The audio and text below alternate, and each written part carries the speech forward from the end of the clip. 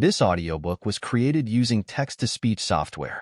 While we aim for perfect pronunciation and clarity, you might notice occasional discrepancies with pacing and pronunciation. We are continually improving to provide the best listening experience. If you notice any major issues, please comment on the video or email me using the details provided in the description below. If you enjoyed this audiobook and want to support more projects like this, please consider becoming a Patreon member. Patrons receive special access to exclusive audiobooks, early access to new releases, and the ability to listen to the MP3 audiobook versions. You can find the link to our Patreon page in the description below. Thank you for choosing this audiobook. Enjoy the story. Chapter 1. To the mountaintop. Pull ahead and get out of the car, said the Canadian border guard. Joe Hardy pulled the van into the indicated parking space, and he, his brother, Frank, Chet Morton, and Jamal Hawkins got out. Is there any trouble, Officer Benson? Joe asked, reading the name tag on the guard's lapel. Officer Benson, a balding, middle-aged man with a short beard, shook his head. He and a female guard opened the van's doors and looked inside. They peered under the seats, into the back, in the glove compartment, and into the spare tire well. Just a routine check, Benson said. I never thought there'd be much call for smuggling from America to Canada, or vice versa, Jamal said good-naturedly. You'd be surprised, Officer Benson replied. Cigarettes, alcohol, medicine, weapons, the woman officer, whose name badge read Scott, replied. She finished peering at the van's underside and added, even exotic animals. Any of those clinging to the van's underside? Chet asked with a grin. Officer Scott smiled back. Not a one. I need to check your IDs, Officer Benson said. He looked over the four friends' birth certificates and asked, what's the purpose of your visit to Canada, and how long will you be staying? We're here to compete in the Speed Times 5 race at the Fire Creek Mountain Resort, Frank said. That's what all the gear and back is for, Joe added. Officer Scott carefully checked through their equipment as the teens spoke to Officer Benson. We'll be in the country about a week, the younger Hardy finished. Benson nodded. Can I see your race entry forms, please? Sure thing, Frank said, digging their registration forms out his luggage. Joe and I are competing. Chet and Jamal are our support team. All this seems to be in order, Benson said. Did you find anything, Officer Scott? Nothing unusual, Officer Scott replied. She turned to the four friends and asked, is this the cross-border race from the Laurentians to Vermont? That's the one, Joe said. Biking, hiking, climbing, and a water race, Jamal added. It's a real test of skill and endurance. Well, good luck, Officer Benson said, handing back their papers. You can go. The four friends piled into the van and soon left the border crossing behind. They headed north, leaving the wooded back roads near the U.S. Canadian border and joining Highway 133 heading for Montreal. As they drove, Chet fiddled with the radio, changing from one station to the next. What are you looking for, Chet? Joe, behind the wheel once more, asked. I was hoping to hear something about the race, Chet replied, but I can't find anything in English. I learned some French to help my dad out, Jamal offered. Jamal's father ran an air taxi service and sometimes had dealings with the Canadian cities of Montreal and Quebec. Let me give it a try. He scanned the dial for a few minutes, listening intently.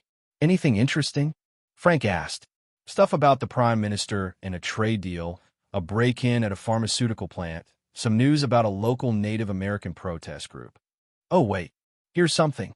It's a promo ad for the race, celebrating the reopening of the Fire Creek Mountain Resort.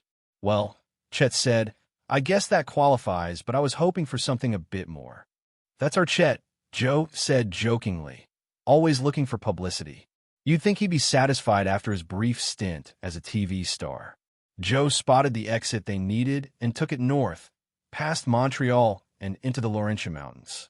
Don't worry, Chet, Frank added. The race crews never get the glory anyway. Chet shrugged. I'm not asking for national coverage, he said. I just thought the race would get more notice. There are plenty of reality shows on the box already, Jamal said. Now, if you added some stock cars, they wound their way through the scenic roads between Montreal and the mountains north of the city. As they left the suburbs behind, summer forests sprang up around them, leading in a continuous green swath up toward the Laurentians.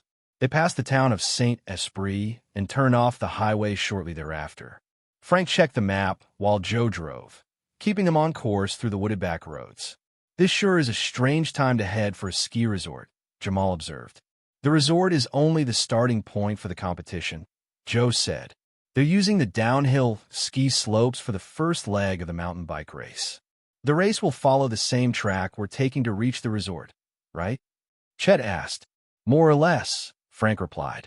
Of course, during the race we'll be traveling through the countryside, Joe added. I don't think we see any real roads until the 5th day or so. You know, Jamal said, there have been times when I wished I'd entered this race myself. A broad smile broke across his handsome brown face. Then I think of all the dirt and the bugs and the poison ivy and the lack of food and water, and then I'm glad to be on your support team instead. He laughed, and the others laughed with him. By the middle of the afternoon, the Hardys, Chet, and Jamal reached the Fire Creek Mountain Resort. After checking their passes, a guard waved them through to the parking lot reserved for competitors. Boy, look at all the sponsor stickers on those cars, Chet said. Colorful decals with the names of sodas, sports equipment, medical technology suppliers, and websites decorated many of the vans and SUVs parked in the lot. There were also a number of trucks decked out with television broadcast dishes. These mostly look like local stations, Jamal said, checking out the TV call letters, though there's one from the UAN network as well.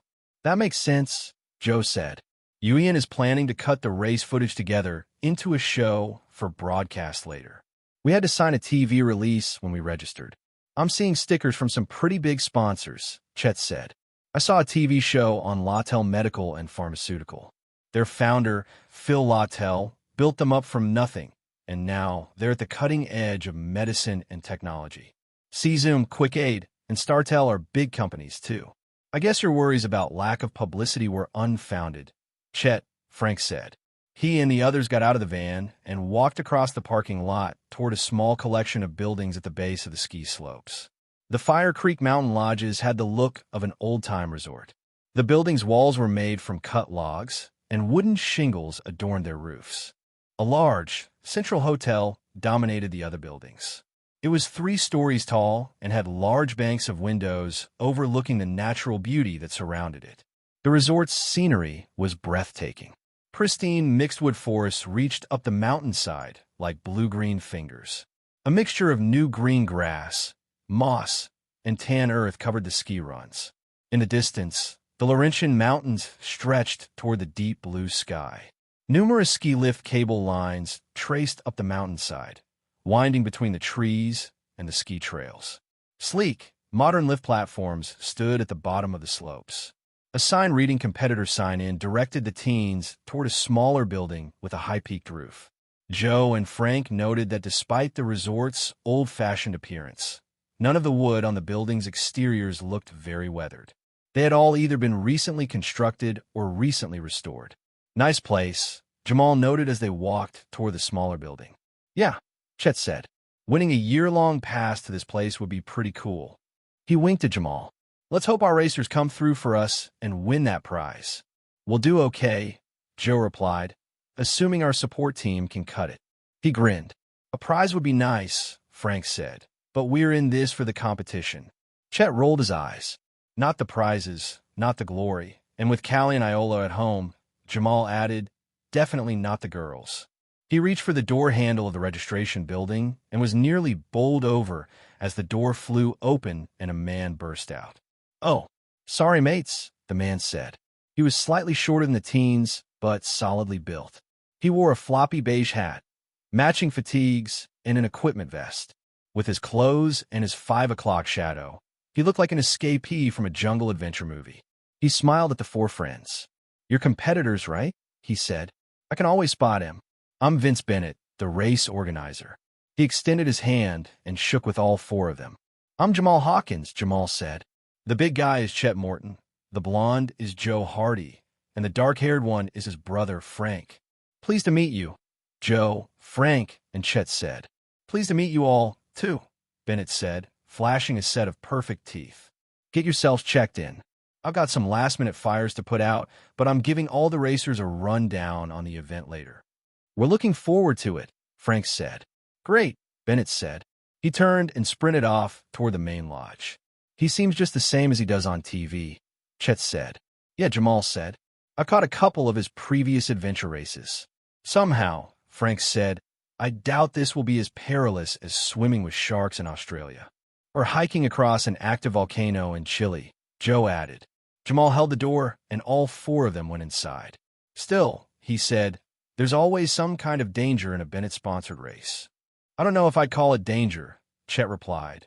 More like excitement. It took the Hardys and their crew a half hour to check in and get all their paperwork cleared. Other competitors drifted in and out of the registration lodge as the teens worked. Some competitors had complaints. Others were completing their paperwork like the Hardys. As the friends finished the last of their forms, a tall, thin, bearded man wearing a red t-shirt and jeans stalked in. Well, he said angrily, it looks like I'll have to sign up for a race-sponsored support team after all. My trainer got into a car accident on his way through Wisconsin. He's laid up with a busted leg and can't make it for the race. The woman working the registration desk looked perplexed. Mr. Lupin, I'm not sure that we have any support teams still available. That's Michael Lupin, Chet whispered to the others. He was on one of those TV survival shows. Did he survive? Jamal whispered with a smile. Chet shook his head. No, he was voted off. Julie, I know it's inconvenient, Michael Lupin said, speaking to the registration woman. But we both know that I'm one of the reasons people might tune in to see this show. Ask Bennett if he wants me sitting out the race. Julie frowned. I'll see what I can do, she said. Lupin nodded. Good. Thanks. I knew you'd come through for me. I'm taking the lift up to the Summit Lodge. I'll take the good news there. He turned and left the building. Joe and Frank handed in the last of their paperwork. Tough customer, that guy, Joe said to Julie, the registration woman. Julie shrugged. No tougher than most of the competitors, though I'm sure he wants you to think so. She smiled and handed the teens their race ID tags. There are 2 lifts to the big Summit Lodge, she said. The gondola will take your bikes up. You can either go up with them, or you can take the high-speed quad. It's open air, so you get a better view, and it's faster as well. Chet and I will take the bikes and equipment up if you want to ride the quad, Jamal said. Sounds good, Frank replied. We'll help you load the stuff first, though. The 4 of them unloaded their gear from the van and took it to the gondola platform. Then Frank and Joe headed for the quad chairlift. When the brothers arrived, there were 2 other people waiting for the next share. One was Michael Lupin. The other was a short, tan woman with long, straight black hair. She wore a black muscle shirt and jeans with an ornate beaded belt. She and Lupin stood silently, watching the lift approach. A race staff member checked Joe's and Frank's credentials as they passed. Hi, Joe said as the brothers approached Lupin and the woman. Joe and Frank Hardy. Michael Lupin, Lupin said, shaking hands. Kelly Hawk, the woman said, doing the same. Are you boys racers or support? Racers, Frank replied. Lupin and Hawk nodded. The chairlift arrived, and the 4 of them seated themselves. In a few moments, they were whizzing up the mountainside, suspended from a cable high in the air. Frank and Joe watched the scenery as they rode. The view was spectacular, taking in Fire Creek Mountain, the resort below, and the wooded countryside and mountains beyond. The late afternoon sun painted the trees and hillsides a golden color. Ahead lay the Summit Lodge, a hotel-like structure whose high roofs and many windows echoed the larger buildings of the resort below. As they drew within 30 yards of the top, the chairlift jerked and bounced on the cable. The chair came to a sudden stop and swayed precariously in the wind. Joe and Frank looked down. If this chair lets go, Frank said to his brother, we'll need a parachute to survive. Chapter 2. A long way down. Kelly Hawk looked around nervously as a vibration from the cable made the chairlift shudder. What do you think happened? She asked. Some kind of mechanical problem, I guess, Frank said. I'm sure they'll have it sorted out in a couple of minutes, Joe added. Michael Lupin checked his watch. They'd better, he said. No way I'm spending the rest of the afternoon in this chairlift. The lift swayed dangerously on the cable. Just stay calm, Frank said. They'll fix it soon. Ahead of them, the next loaded chair had already made it to the platform. Downhill, another set of passengers dangled nervously in the air. Joe gazed up at the hardware, securing the lift to the steel cable. All the connections looked intact. Frank's right, Joe said. We're not in any danger here. We should just sit tight. Kelly Hawk, seated on the far end of the chair, looked skeptically at the two of them. You guys are brothers, right? Do you always agree on everything? The Hardys chuckled. Not nearly, Frank said. But we've been in a few tight scrapes before, Joe added, and come out okay. Forgive me for not being more trusting, Hawk said, but my people have gotten some bad advice over the years. Your people? What do you mean? Joe asked. I belong to the Fire Creek Mohawks, Hawk said. My ancestors roamed the land from the Laurentians to New Hampshire's White Mountains long before Europeans came to this continent. This land used to be ours. And you want it back, I suppose, Lupin said, somewhat annoyed. Hawk scowled at him. Some of it, yes. We'd like to keep some of the streams clear of industrial pollution and some of the mountainsides free from clear cutting. So you're entering the race to publicize your cause? Frank asked. Kelly Hawk nodded. Among other reasons. While we were driving here, we heard something on the radio about Native American protests, Joe said. That's our lawyers fighting it out in court, Hawk said. I don't go for that stuff. I'm a one-woman protest and publicity campaign. Well, good luck, Frank said. Both in the race and with your political efforts, Joe added. Thanks, Hawk said with a wry smile. Maybe you two aren't as boring and straight-laced as you seem. Before this becomes a mutual admiration society, Lupin said, you should know I'm not here to make friends. I'm in this race to win. And to make up for your loss on last person standing? Hawk asked. I nearly won on the show, Lupin countered. And I'm going to win here. He checked his watch again. I crossed a rope bridge hand over hand in Borneo, Lupin said. This cable is a lot sturdier than that. You can wait if you want to, but if this chair gives way, I'm not going to be sitting here when it happens. He began to raise the safety bar. Don't be an idiot, Hawk said. That was a TV show. This is real life. Hey, the danger was real. Lupin shot back. Frank grabbed Lupin's shoulder. Don't do it, he said. Standing up in this chair could endanger us all. We're in this together, Hawk said, so sit down and wait patiently with the rest of us. Lupin glanced from Frank to Joe to Hawk. He lowered the safety bar. Yeah, okay, he said. I won't wait forever, though. Tough break your trainer landing in the hospital, Frank said. Lupin nodded grimly. I'm not too happy about using a race-sponsored support crew, he said. I thought all competitors brought their own support people, Joe said. Not everyone has their own team, Hawk replied. The race hires crews for racers who don't bring their own. For a fee, Lupin added. He crossed his arms over his chest and grumbled. Makes me feel like an amateur. Just then the chairlift gave a jerk and started moving again.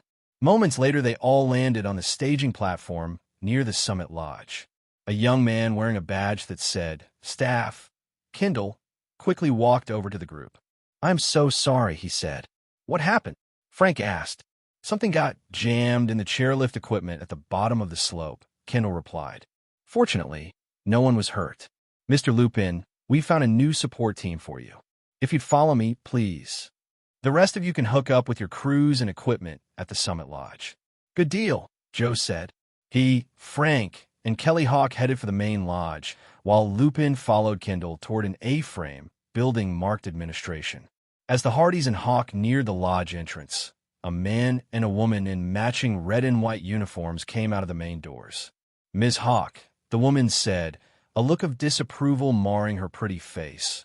My brother, and I think it is wrong of you to use this race for your political purposes, as opposed to the commercial purposes you and your brother are using it for. Victoria? Hawk said archly. We have entered the race for the thrill of the competition, the man said. If our fame is spread by our victories, he shrugged, so much the better. George, Hawk said, you'd give your eye teeth to get an American sponsor endorsement. Don't pretend you wouldn't. No need to be hostile about this, Victoria said. Perhaps we could have a more civilized discussion some other time. Hawk's dark brown eyes narrowed. Are you calling me a savage? She hissed. The man and woman looked shocked. No, George said. We did not intend it that way. Just, perhaps, that we should speak later. Adieu. He and his sister turned and jogged off together toward the administration building. Who were they? Joe asked. Victoria and George Clemenceau, Hawk said. Hotshot local athletes looking to make their names across the border. Snobs. She turned her head and spat onto the grass. Look, I'll see you boys later. I've got some things to do. She turned and headed toward the gondola platform, pulling a cell phone out of her pocket as she went. Why didn't she use the phone when we were trapped on the chairlift? Joe asked, slightly annoyed. Frank shrugged. I guess she wasn't any more worried than we were, he said. He pushed open the door to the main lodge, and they both went inside. The entry opened into a large, wide room with a high ceiling supported by huge timber beams. On one side, a lounge with tall floor-to-ceiling windows looked out over the ski slopes. A large stone fireplace was set in a short wall between the windows. Tables and chairs surrounded the fireplace, which, due to the season, had no fire burning in it. To the right of the entryway, a passage led from the main room to the guest rooms beyond. To the left sat the lodge's registration desk, which was serving as a check-in area for the contestants. Joe and Frank went to the desk and checked themselves in. The clerk behind the counter assigned them a room for the night and gave them a set of keys. The last real bed we'll see for a while, Joe said, wagging the keys in his hand. Enjoy it while you can. Frank was about to reply when the door of the lodge burst open and a tall, burly man surged through. Outrageous, he said, almost shouting. Someone could have been hurt. Why wasn't the lift checked before the event started? A member of the race staff trailed after him, nodding obsequiously. I assure you, Mr. Baldwin, the lifts were checked before anyone used them. It was an accident, that's all. Behind Baldwin and the staff member came 3 college students, 2 men and a woman, all wearing UMass t-shirts. Well, tell Bennett that he needs to get his act together, Baldwin said. He stalked over to the desk and held out his hand. Give me my room key. Who's that? Joe whispered as he and Frank walked away from the desk. Roger Baldwin offered one of the students, a thin man with dark curly hair and big sideburns. He's a former Ironman triathlete, and I guess he's trying to switch sports. The student extended his hand. I'm Quentin Curtis. These are my friends, Maggie Collins and Robert Frid. The other 2, a man with short black hair and a woman with long auburn tresses, offered their hands as well. The Hardys shook hands with them. Frank and Joe Hardy, Frank said. Are you 3 a team? Joe asked. No, Frid said. We're all competing separately. Though not in a cutthroat way, Maggie Collins added with a smile. What about you 2? We're competing as well, Frank said. Our support crew should be here shortly. When Frank says crew, he actually means our friends Chet Morton and Jamal Hawkins, Joe said, grinning. We're using hired support, Curtis said. One of the college alumni pitched in on the cost so all of us could race. Lucky thing, Frid added, or 2 of us would just be along for the ride. Well, nice meeting you, Frank said. I'm sure we'll see more of each other during the race bivouacs. Come on, Joe. We'd better find Jamal and Chet. The Hardys left the Hilltop Lodge and joined up with their friends at the gondola platform. They checked over their mountain bikes and housed them in a large shed being used to store race equipment. Then all 4 scouted the next day's downhill course before returning to the lodge for dinner. After dinner, they mingled and scoped out their rivals some more. The large field of competitors came from all over the northeastern United States and Canada. Most had joined up for the thrill of the race. Many were college students like Curtis, Frid, and Collins. Others, like Roger Baldwin, had crossed over from other athletic disciplines. Some, like the Clemenceaus, hoped to expand their media visibility. A few, like Hawk and Lupin, seemed driven by their own inner fires. Most of the contestants kept to themselves during the evening and retired early, not wanting to betray their strategies to their rivals. The Hardys, Jamal, and Chet turned in just before 10. Morning dawned bright and beautiful over Fire Creek Mountain. Sunlight blazed over the green ridges of the resort and painted the bare ski slopes orange and gold. The Hardys and their friends rolled out of the sack early and joined the other competitors in the dining hall for breakfast. Then the brothers went to the equipment shed and gave their mountain bikes a last going over. As the starting time drew near, the race crew assembled the contestants in front of the lodge, and Vince Bennett spoke to the group. Greetings. Welcome to the Speed Times 5 Adventure Race. Bennett called to the crowd through a bullhorn. Glad to see you all up and at M this early. He smiled as the competitors grumbled back a sleepy greeting. Hopefully, all of you received your start times with your competitor's package when you checked in. For the benefit of the media present, he nodded to a stand of video cameras set up nearby. Let me explain that the racers will start in order of ranking, for those who have competed in previous adventure races, or by random group draw for new participants. How we do on start time? Chet asked. Not too bad, Frank said, checking his schedule. We're about the middle of the pack. I'm going before Joe. They kept us together since we're using the same support crew, Joe said, smiling at Chet and Jamal. Because of the staggered start, the racers will be timed to the checkpoints, Bennett continued. These times will determine starting order during other legs of the race. The media and spectators can check the Speed Times 5 website for complete rules. Racers' communications packs will be given a once-over by race personnel at every checkpoint. Because of the isolation of parts of the course, it is vital that you keep your communications gear in good working condition. Also, please observe the rules of good sportsmanship. If someone is in trouble, make sure you help him or her, or, at the very least, call for assistance. The race can be dangerous. Let's look out for one another. Finally, I want to thank our support staff and race sponsors, especially StarTel Communications, Quick Aid Sports Drinks, the Tuffy Bike Corporation, Lawtel Medical and Pharmaceutical, and C-Zoom Personal Watercraft. And, of course, I can't forget the beautiful Fire Creek Mountain Resort, who have allowed us the use of their spectacular facility for the first 3 stages of this race. Next time you're in Quebec, visit Fire Creek Mountain. Bennett gazed out over the sea of eager racers assembled before him. So, are you ready to race? Yeah, the crowd screamed back. Then let's hit the starting blocks. Bennett waved to the crowd, pointed toward the starting gate atop the ski hill, and then jogged in that direction.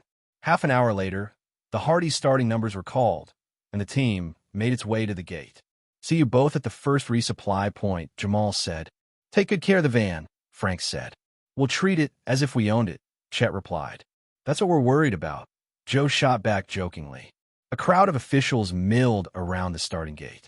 They checked the communications equipment, a durable long-range walkie-talkie hooked into race headquarters, as each racer came through and ran through a final pre-race checklist. Joe and Frank completed their paperwork and headed for the gate. Ahead of them, the brothers saw Kelly Hawk plunge down the slope at a breakneck pace. Collins, Frid, and Curtis waited nearby, looking very much a team in their matching UMass campus wear. All of the students started before Joe and Frank. When his turn came, Frank mounted his bike at the top of the run. He gave Joe the thumbs up, waited for the starting buzzer, and then took off downhill. Joe positioned his mountain bike in the starting gate and hopped on. He watched as Frank zipped around the first turn in the course, disappearing behind a stand of pine trees. Joe looked at the starter, who said, "Ready?" Joe nodded and adjusted his racing helmet and goggles. The starter brought up his starting timer, which was hooked into the gate. The lights on either side of the gate flashed red, yellow, green. A buzzer sounded and the gate flew open. Joe hit the pedals and lurched out of the gate and down the steep, bare ski slope. Yahoo! He hooped. Yelling wasn't very professional, but the thrill of descent felt glorious. Stones and dust kicked up behind Joe as he zoomed toward the first turn. He came in hard and clenched the handbrake to slow himself a little. The bike skidded sideways a bit, costing him some time, but he regained control and headed for the second steep turn. A tall stand of pines rose up before him as he neared a jog to the right. He squeezed the brakes lightly to take the edge off the turn. The grips caught for a moment, then pressed all the way to the handlebars. The brakes didn't catch. Unable to control his speed, Joe careened toward the tall pine trees. Chapter 3. Accidental Meetings. Joe squeezed the brakes once more as he turned the bike's front wheel to steer away from the edge of the course. Nothing. He had no brakes at all. He flipped the shift lever and kicked the bike into a lower gear, hoping he wouldn't throw the chain as he did so. The chain held and the bike turned, but not fast enough. Trees shot up in front of him, a dense, green wall. Many of the trunks were a foot wide. The mesh ski fencing at the edge of the course looked flimsy and inadequate. Joe doubted it would stop him from a nasty spill. Desperate, he leaned the bike sideways while he continued to try to turn. If he tipped too far, the controlled slide he was aiming for would turn into a bruising skid. The bike's wide tires bit into the rough dirt, spraying pebbles and dust into the air, nearly digging the bike's right pedal into the dirt. Joe veered away from the ski fence and the tall trees. He tried to turn the bike back uphill to use the lower gear as a braking mechanism, but his momentum was too great. He'd avoided an initial crash but kept hurtling down the hill at frightening speed. He and the bike went airborne as the ground dipped on the next straightaway. Joe held his breath and braced for the landing, concentrating on maintaining control of the bike. The impact made his bones ache, but he held on tight and the bike stayed under him. As he landed, Joe caught sight of Frank ahead of him, gliding into the next big turn. Joe snaked back and forth across the course, trying to slow his descent. When he reached the turn, though, he had to abandon that strategy or risk a bad spill. The course turned to the left now and cut back quickly several times from right to left and back. Joe careened from one side of the course to the other, trying to burn up some of the bike's momentum. He swung perilously close to ski fences and obstacles on both sides as he went. Once his tires skidded out from under him, and he had to touch his foot down to keep from falling. A sharp pain shot up from his ankle to his knee. Joe gritted his teeth and held on for dear life. He went airborne again near the bottom of the hill and was surprised to spot Frank right in front of him. The elder Hardy had steered a far more conservative course and looked in full control of his bike. Joe swerved to avoid hitting Frank and could only imagine the look on his older brother's face as he shot past. A checkpoint loomed at the bottom of the hill as the slope flattened out, but Joe couldn't stop. Collins, Frid, and Curtis stood waiting to be cleared through the checkpoint as Joe plummeted toward them. The course turned 90 degrees to the left at the checkpoint. Joe knew he'd never make the turn. He zipped past the startled college students and plummeted into the forest. The calls of the race officials echoed after him for a moment before being drowned out by the sound of his mountain bike crashing through the light underbrush. The younger Hardy wove his crippled bike between the trees, barely missing the wide trunks. Fortunately, the rough terrain and brush beneath the pines soon diminished the bike's speed. Joe put his feet down and slid to a stop just short of a huge spruce. He whistled a long, slow sigh of relief. Joe got off the bike and looked back to see Frank sprinting through the forest toward him. "Joe," the older Hardy called. "Are you all right?" "Fine," Joe called back. "Just a bit shook up." Frank skidded to a halt next to his brother. "What's wrong?" the older Hardy asked. "Why didn't you stop at the checkpoint?" "I couldn't," Joe said. "Something's wrong with my brakes." He knelt down by the front wheel. Frank did the same at the back. Frank frowned. "The cables come loose from the brake mechanism," he said. "Up here too," Joe said. "I know we checked the connections last night. They were working fine when I took the bike out of the shed this morning, too." "It wouldn't take someone too long to loosen the nuts holding the cables," Frank said. "But the bike's been with me the whole time," Joe said. "Not when we did the final paperwork and communications check," Frank said. "We racked the bikes then. But who would want to sabotage my bike?" Joe asked. "It doesn't make sense." Frank nodded. "You're right. It's not like we're big-name competitors or anything." He shrugged. "Maybe it's just a bad break. No pun intended. Come on, let's get your bike fixed so we can get back into the race." The brothers walked back through the woods toward the checkpoint. As they went, several out-of-breath race staffers ran up to them. "Are you all right?" one asked. "I had a problem with the brakes," Joe said, "but I should be able to fix it and continue." "You really had us worried," said the other official. "Vince Bennett saw the video feed and called to check on you. We're glad you're okay." As he talked, the other official radioed in the news that Joe hadn't been hurt. The four of them returned to the checkpoint in time to see Roger Baldwin pedaling off down the cross-country trail. Michael Lupin arrived at the bottom of the hill as the brothers unpacked their emergency repair kits and began working on Joe's bike. Lupin spared the brothers only a glance before finishing his check-in and biking down the trail. It took the Hardys only a few minutes to make the needed repairs. They tested Joe's brakes vigorously, then completed the checkpoint routine and headed into the forest. The cross-country trail was more suited to hiking or skiing than bike racing. Pine needles made traction difficult, and the course wound up and downhill frequently. Joe soon began to feel the effects of his ordeal. His muscles ached, and his breath came in labored gasps. Go ahead of me, Frank, he said. You can make better time than I can. No way, Frank replied. I don't care if we've both got emergency radios. I'd rather stick close and rely on each other. A few racers passed the brothers as they rode in tandem through the forested hills. The Hardys passed several competitors as well. Some were merely going slow, others had troubles of their own. One woman had a broken bicycle frame and was using her radio to call for help. Another man was sitting by the side of the trail, taking an early break to drink some water. Bet that guy doesn't finish in the top 10, Joe said with a tired grin. Several helicopters passed overhead as they labored up and down the terrain. Media? Joe asked. Or race monitors or medical personnel? Frank suggested. I thought I spotted the Red Cross and the Lawtel Medical logo on a chopper earlier. Either way, I'm glad someone's keeping an eye on things. The choppers kind of spoiled the pristine atmosphere, though, Joe said. Frank chuckled. Like a bunch of people on mountain bikes don't. They stopped only briefly for a packed lunch, to stretch, and to recheck the gear on the bikes. This course is jostling things all out of whack, Joe said, tugging his handlebars back into proper alignment. It could have been your earlier run off the mountain, too, Frank replied. Not the best start, Joe said, but we're making up some ground, even if my whole body aches. Just wait until day 6, Frank said. Joe smiled. You'll be eating my dust by then, bro. We'll see about that, Frank replied. He mounted up and rode off. Joe did the same, only a second or two behind. The beauty of the woodland scenery took some of the monotony out of the rolling hills. Soon the pines of the mountain slope gave way to a mixed forest, maples, oaks, and other deciduous trees. Toward the end of the day, they passed Michael Lupin, who was wrestling with a flat tire. Need any help? Joe called. Lupin merely scowled and waved them on. Just before sunset, the brothers broke out of the woods near the banks of a broad lake. The lake's placid waters reflected the emerald glory of the trees lining its shores. Half a mile ahead, they spotted a big A-frame building with a line of docks in front of it.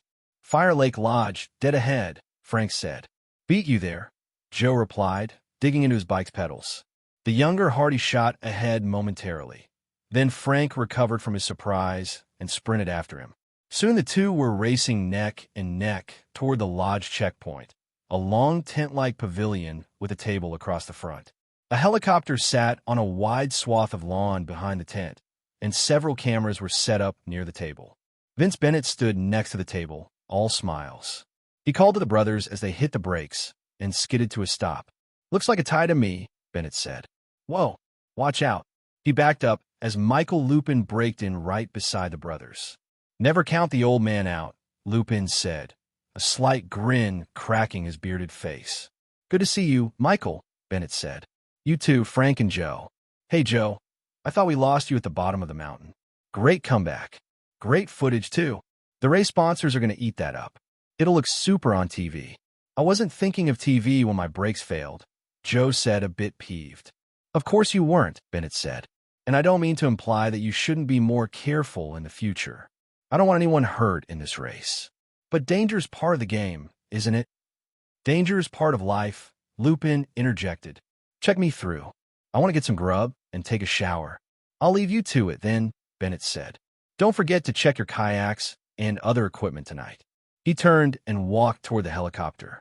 The race officials quickly processed Lupin and the Hardys, giving them room assignments and tentative starting times. All three checked their bikes into the equipment rack, where their support crews would pick them up later. Then they headed for the lodge. As the three competitors walked, Frank said, Nice sprint at the end there, Mr. Lupin. You nearly caught us. Lupin almost smiled.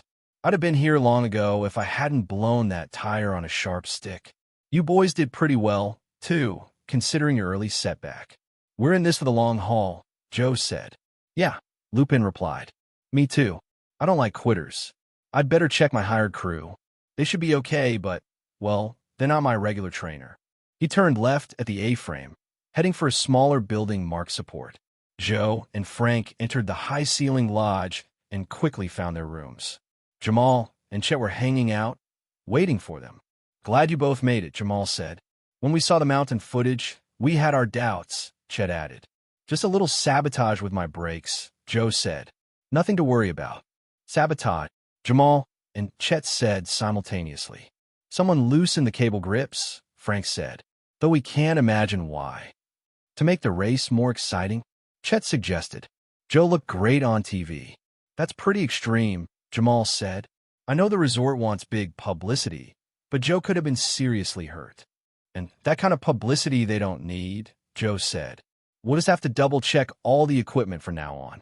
There's not much you can sabotage on a kayak, Jamal said. We'll still need to be careful, Frank replied. Are you guys hungry? Chet asked. Famished, Joe said. Give me and Frank time for a quick shower and we'll hit the dining hall. Dinner was an informal affair, with many competitors just grabbing some food and heading for their rooms. With 2 nights of camping out ahead, everyone wanted to get a good night's sleep. Though it was difficult to count with people drifting in and out, it seemed to the Hardys that the field had thinned a bit already. After eating, Frank and Joe decided to check on their kayaks, while Chet and Jamal went to pack away the mountain bikes. Don't worry, Jamal said. We'll have M Street legal by the time we see you in Saint-Esprit. And we'll double-check the brakes, Chet added. Great, Frank said. See you back inside in a couple of minutes. Night had fallen while the Hardys were inside, and a pale half-moon was just peeking above the trees on the lake's eastern shore.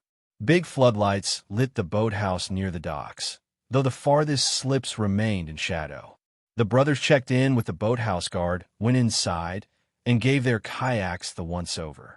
The small, sleek vessels and double-sided paddles seemed to be in perfect working condition. No breaks to sabotage on these, Joe said. Frank nodded, and the two of them headed back toward the lodge. Light flooded through the big windows at the front of the A-frame, and shadows of the people within danced across the lawn outside. Beautiful night, Frank said, taking a deep breath of the cool air. Joe nodded. Too bad we have to hit the hay early. As they neared the side door, though, the sounds of angry voices from around the corner caught the brothers' attention. SSH, hissed a woman's voice. Do you want someone to hear? The conversation continued after that, but in lower tones. The brothers couldn't make out the words.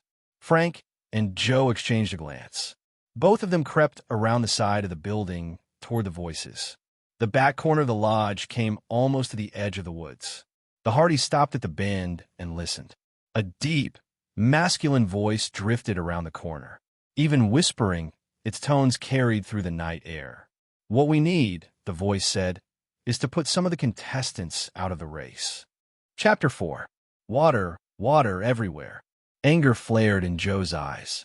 He was about to charge around the corner to confront the conspirators, but Frank put his hand across Joe's chest. The older Hardy put a finger to his lips, indicating that they should both keep silent. What do you mean? A female voice said warily. I'm just saying, the deep voice replied, that accidents happen all the time in this kind of race. He's right, another male voice said. The fewer racers, the better chance we have to come out on top. You're both crazy, the woman replied. If we're caught cheating, that's end of the race, the end of everything. We might just as well shoot ourselves in the foot.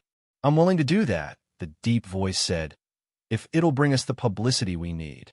You've been watching too much TV, the woman said. Do you think that any publicity is good publicity? Well, I don't buy it. I'm running this team, and we're going to play it my way. If any of you don't agree, you can quit. I promise I won't miss you. Frank and Joe cautiously edged to the corner of the building and peered around. In the back, near a service door, stood a woman and 2 men. Dark shadows covered all of them. In the distance, a light shone from the lodge's parking lot. One of the men was tall and large, bigger than Chet. The other, a skinny man with long hair, leaned against the handlebars of a mountain bike.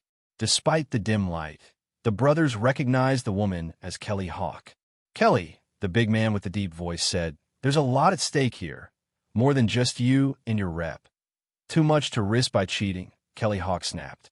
How are you going to do our people any good by messing with this race? Don't you think I can win on my own? The big man dug the toe of his boot into the ground. I didn't mean it that way, Kelly, he said.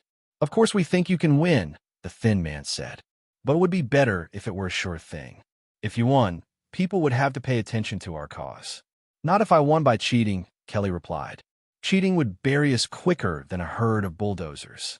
And think of the shame to our families, our friends, Our nation if anyone found out. She looked from one of the men to the other, her eyes gleaming in the darkness. I couldn't live with myself if I cheated, and I won't have you two cheating on my behalf. Do I make myself clear? The men nodded slowly and said, Yes, Kelly. Good. Now load my bike into the van and catch some rest. I need everything in top condition for the road race stage. I need both of you thinking clearly, too. Don't do anything stupid, understand? The men nodded again. Yes, Kelly. Okay, Scram, she said. I'm going to turn in. The two men turned and walked toward the parking lot, taking the bike with them. Kelly sighed and shook her head. She tried to go in through the service door, but it was locked. Frustrated, she kicked the door with her boot. Any trouble back here? Frank asked. He stepped from his shadows with Joe right behind him. Kelly jumped. Whoa, don't sneak up on a girl like that. We heard arguing, Joe said, and thought we'd better check. A wry smile cracked Kelly's lips. You two are real Boy Scouts, aren't you? Just concerned citizens, Frank said. Well, this doesn't concern you, she replied. It does if someone is trying to sabotage the race, Joe said. Some competitors will do anything to win. Kelly's dark eyes narrowed. How long were you two lurking around that corner? Long enough to hear what you said to those men, Frank replied. It sounds like they want to make trouble. John and Jim, she said. They just talk big. Look, you two, I'm in this race to win publicity for my people and our cause. I told you that before. You think I'm going to let a couple of goons screw that up? It sounded like they might have ideas of their own, Joe replied. I can handle them, believe me, Hawk said. You worry about your support team, I'll worry about mine. Now, if you don't mind, I need to catch some rest. Don't bother walking me home. I can find my own way. She pushed past them and headed for the lodge's main entrance. Joe and Frank watched her go. Then Joe said, What do you think? She seems sincere, Frank replied. We'll have to keep a careful lookout, though, and double-check our equipment every day. Frank nodded. Come on, let's get some sleep. The aches and pains of the previous day's ride had ebbed somewhat by the time the Hardys woke the next morning. They ate a quick breakfast and headed down to the boathouse to check over their equipment. They saw no sign of Kelly Hawk or her crew, but many of the other racers were down near the docks. Fred, Collins, and Curtis spent some time talking to their hired support team before checking their kayaks. The Clemenceaus spent as much time talking to the media as making preparations for the race. Roger Baldwin and Michael Lupin kept to themselves, preparing diligently and going through calisthenics routines. If you look up intense in the dictionary, you'll find pictures of those too, Chet said. They're not alone in this crowd, Jamal remarked, looking around. Some folks are taking this race very seriously. Let's hope that no one is taking it seriously enough to purposely cause trouble, Joe said. Don't worry, Jamal said. After what you told us last night, we'll keep a close watch on Kelly Hawk's crew. Thanks, guys, Frank said. Let's give these boats one more look over and then check in for the race. Starting times for the day were based on the finish times turned in on the previous day's race. The long, broad nature of Fire Lake would give those in the back of the pack a good chance to catch up with the leaders. Fire Creek, the winding river beyond the lake, would present fewer opportunities, even without the hazards of its rapids and whitewater. Because the kayak race led directly into the hiking portion of the Speed Times 5 adventure race, the competitors had to pack enough supplies to last them until they reached civilization once more. At the staging area, Maggie Collins was having trouble stowing all of her gear in her kayak. Need some help? Joe offered. The young co-ed almost jumped at the sound of his voice. Oh, no, thank you, she said. I can manage it. Thanks for offering. Quentin Curtis, one of the other students, came over from where he'd been working on his own kayak. Hey, Maggie, he said, let me give you a hand with that. She smiled at him. Yeah, hey, thanks, she said. Robert Frid came over as well. Working together, the three of them quickly solved the problem.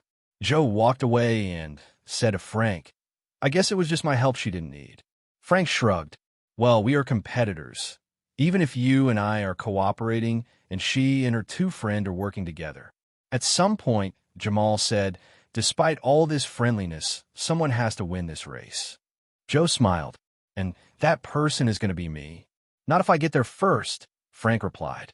Well, now that we got that settled, Chet said. The four friends hauled the Hardys' kayaks to their starting positions. Frank and Joe said so long to Chet and Jamal. The Hardys wouldn't be seeing their support crew for 2 days until all of them were scheduled to meet at the St. Esprit checkpoint. Then Frank and Joe took their places, and all four of them waited for the Hardys to start. Despite their troubles on the mountain section of the course, the Hardys' times put them into the thick of the race. Roger Baldwin was slightly ahead of them, as were the 3 college students, Frid, Curtis, and Collins. Michael Lupin would hit the water right after the brothers did. George and Victoria Clemenceau had a position at the front of the field, with Kelly Hawk close behind. All 3 of the front runners were nearly halfway across the lake by the time the Hardys left the starting gates. "We've got a lot of time to make up," Frank noted as they left the docks. "Then we'd better get moving," Joe said. He dug in hard with his double-sided paddle and shot forward. Frank quickly caught up with his brother, and they jockeyed for position as they skimmed across Fire Lake's placid water. The brothers made good time, gaining on the leaders and leaving many of the slower racers behind. Much of the competition seemed to be falling away now, with only the best racers maintaining their distance from the pack. Looking ahead, Joe saw that the Clemenceaus had lost much of their lead. "Kelly Hawk looks like she might pass them," Joe said to Frank. The older Hardy nodded. "I read in the paper that this isn't the Clemenceaus' best leg of the event," he said. "They're more road and trail athletes." "The college students seem to be doing okay," Joe noted. "We'll catch them shortly after we hit the river, I'm betting," Frank said. "Baldwin's fallen back a bit, too. We might be able to pass him as well." He glanced over his shoulder. "But Lupin's right on our tails." "We'll just have to shake him then," Joe said, digging in harder. As they neared the far shore, they passed a kayak that had sprung a leak and was foundering in the chilly water. The race water patrol had the incident under control, but Joe shot Frank a suspicious glance. Both were wondering if it could have been sabotage. Another contestant was hung up on the rocks at the entrance to Fire Creek. Again, race officials had the situation well in hand, and the Hardys paddled by into the next part of the course. Fire Creek was much larger and rougher than its name implied. The river ran swiftly as it left the lake, and both brothers had to work hard to keep the current from pushing them into the rocks lining either shore. "Yeehaw!" Joe shouted. "Better swing that paddle, or this is going to be a mighty short trip," Frank replied with a grin. "If I remember the maps right, the rapids come up pretty quick." True to Frank's memory, the river rounded a bend and plunged downhill. Rocks like the backs of huge turtles sprang up from the riverbed, churning the water into white foam. The chilly liquid tossed the kayaks one way, then another. Frank and Joe paddled furiously, tried to avoid the rocks, and have a clean run to the next calm stretch of the river. Frank banged his paddle against a submerged rock and nearly lost his grip.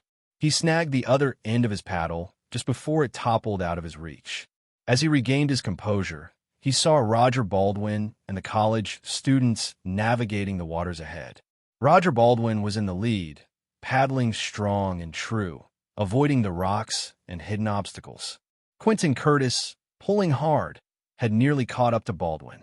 Robert Frid was making a good go of it, though his kayak skidded dangerously close to some of the rocks. Maggie Collins, though, was struggling against the rough water near the far shore. The riverbank had risen on either side of Fire Creek, and both shores were lined with treacherous rocks. Powerful currents tugged at Collins's small vessel. She spun around backward. Before Frank could even shout a warning, the stern of her kayak smacked into a boulder. The boat flipped over, and the white water sucked Maggie Collins under. Chapter 5. Rapidly Deteriorating.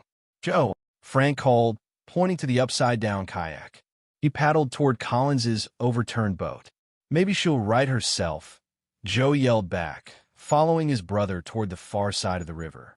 "Any decent kayaker knows how to flip back over. In this current, she may not be able to," Frank replied. He paddled hard to where Maggie Collins's boat was caught in the churning water. "Hey," Joe called. "Help here. We need some help."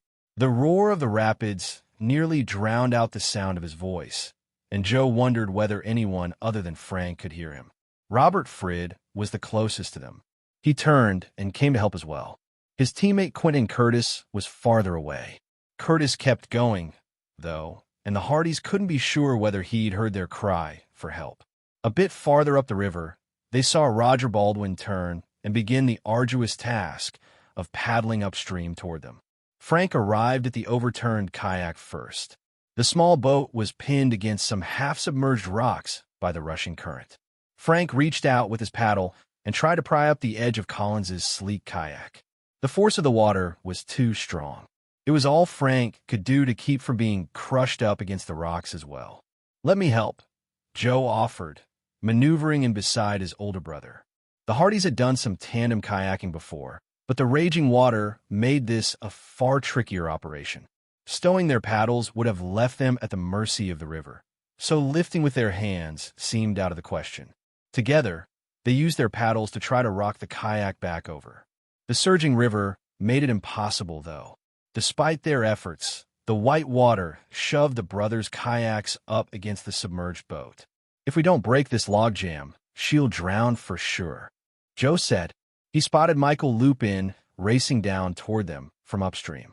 "Hey, help!" Joe called, but Lupin shot by, sparing only a short glance. "That rat!" Joe fumed. "Hold my kayak," Frank replied. "I'm going in." He stowed his paddle and wriggled out of his kayak seat just as Robert Frid reached them from downstream. Frank saw Roger Baldwin coming to their aid as well, but he knew he couldn't afford to wait. He grabbed the edge of Collins's kayak and jumped overboard. As Frank hit the cold, rushing water, he heard Frid call, "How can I help?" The roar of the river crushed Joe's reply.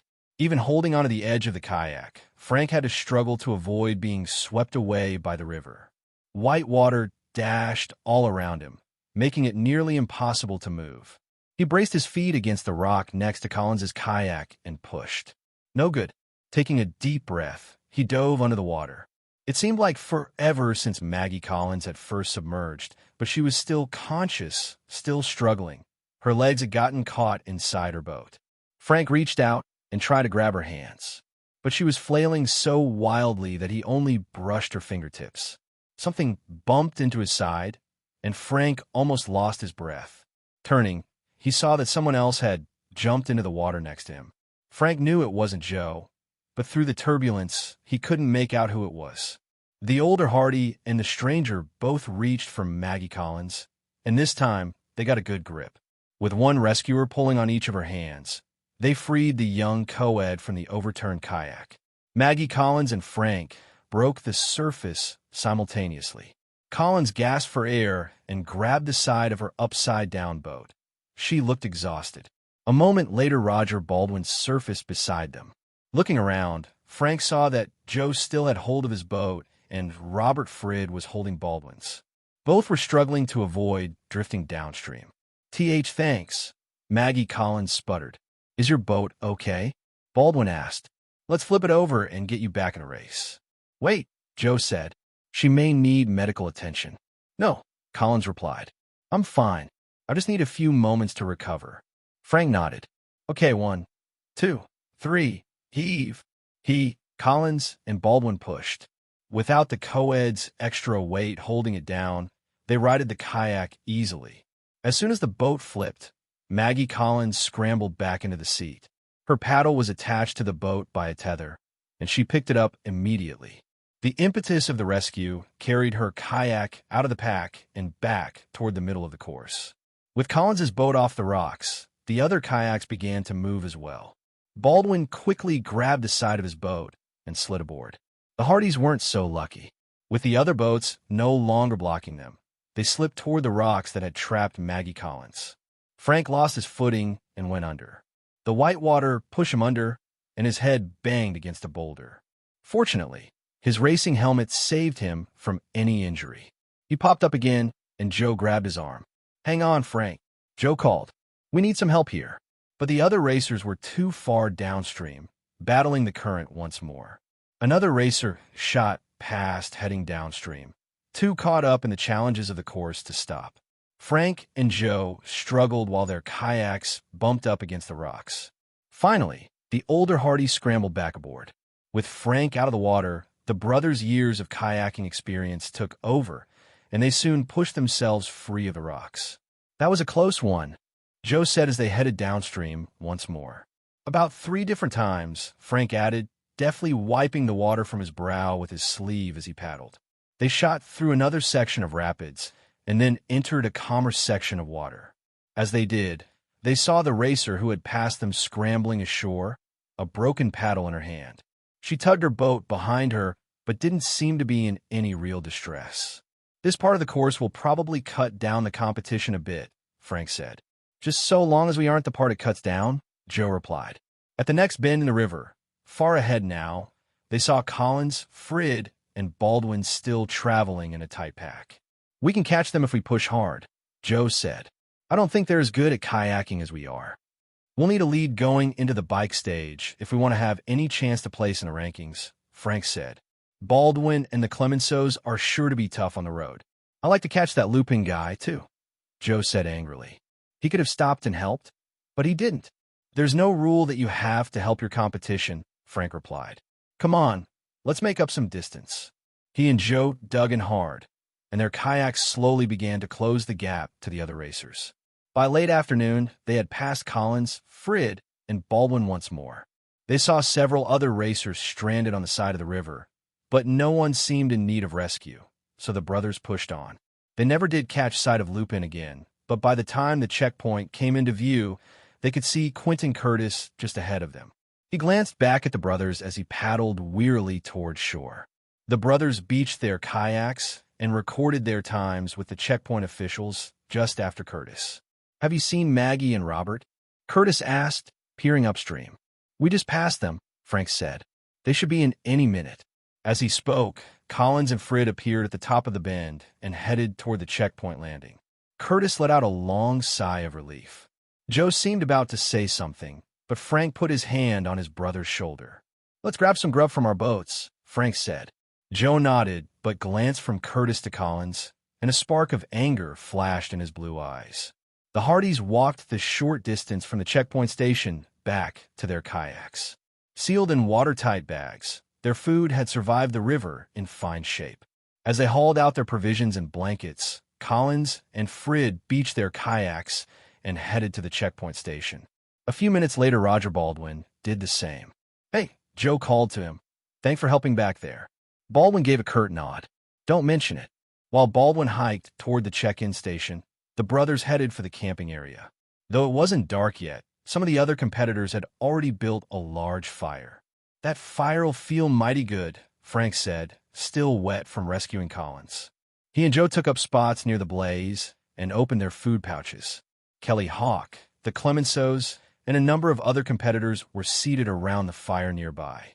Hawk sat stoically, staring into the fire.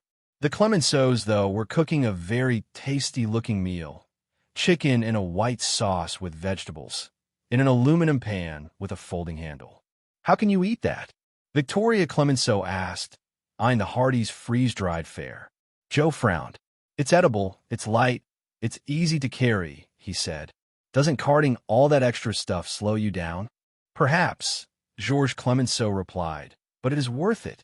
Just because the conditions are barbaric doesn't mean we must eat like barbarians, Victoria added.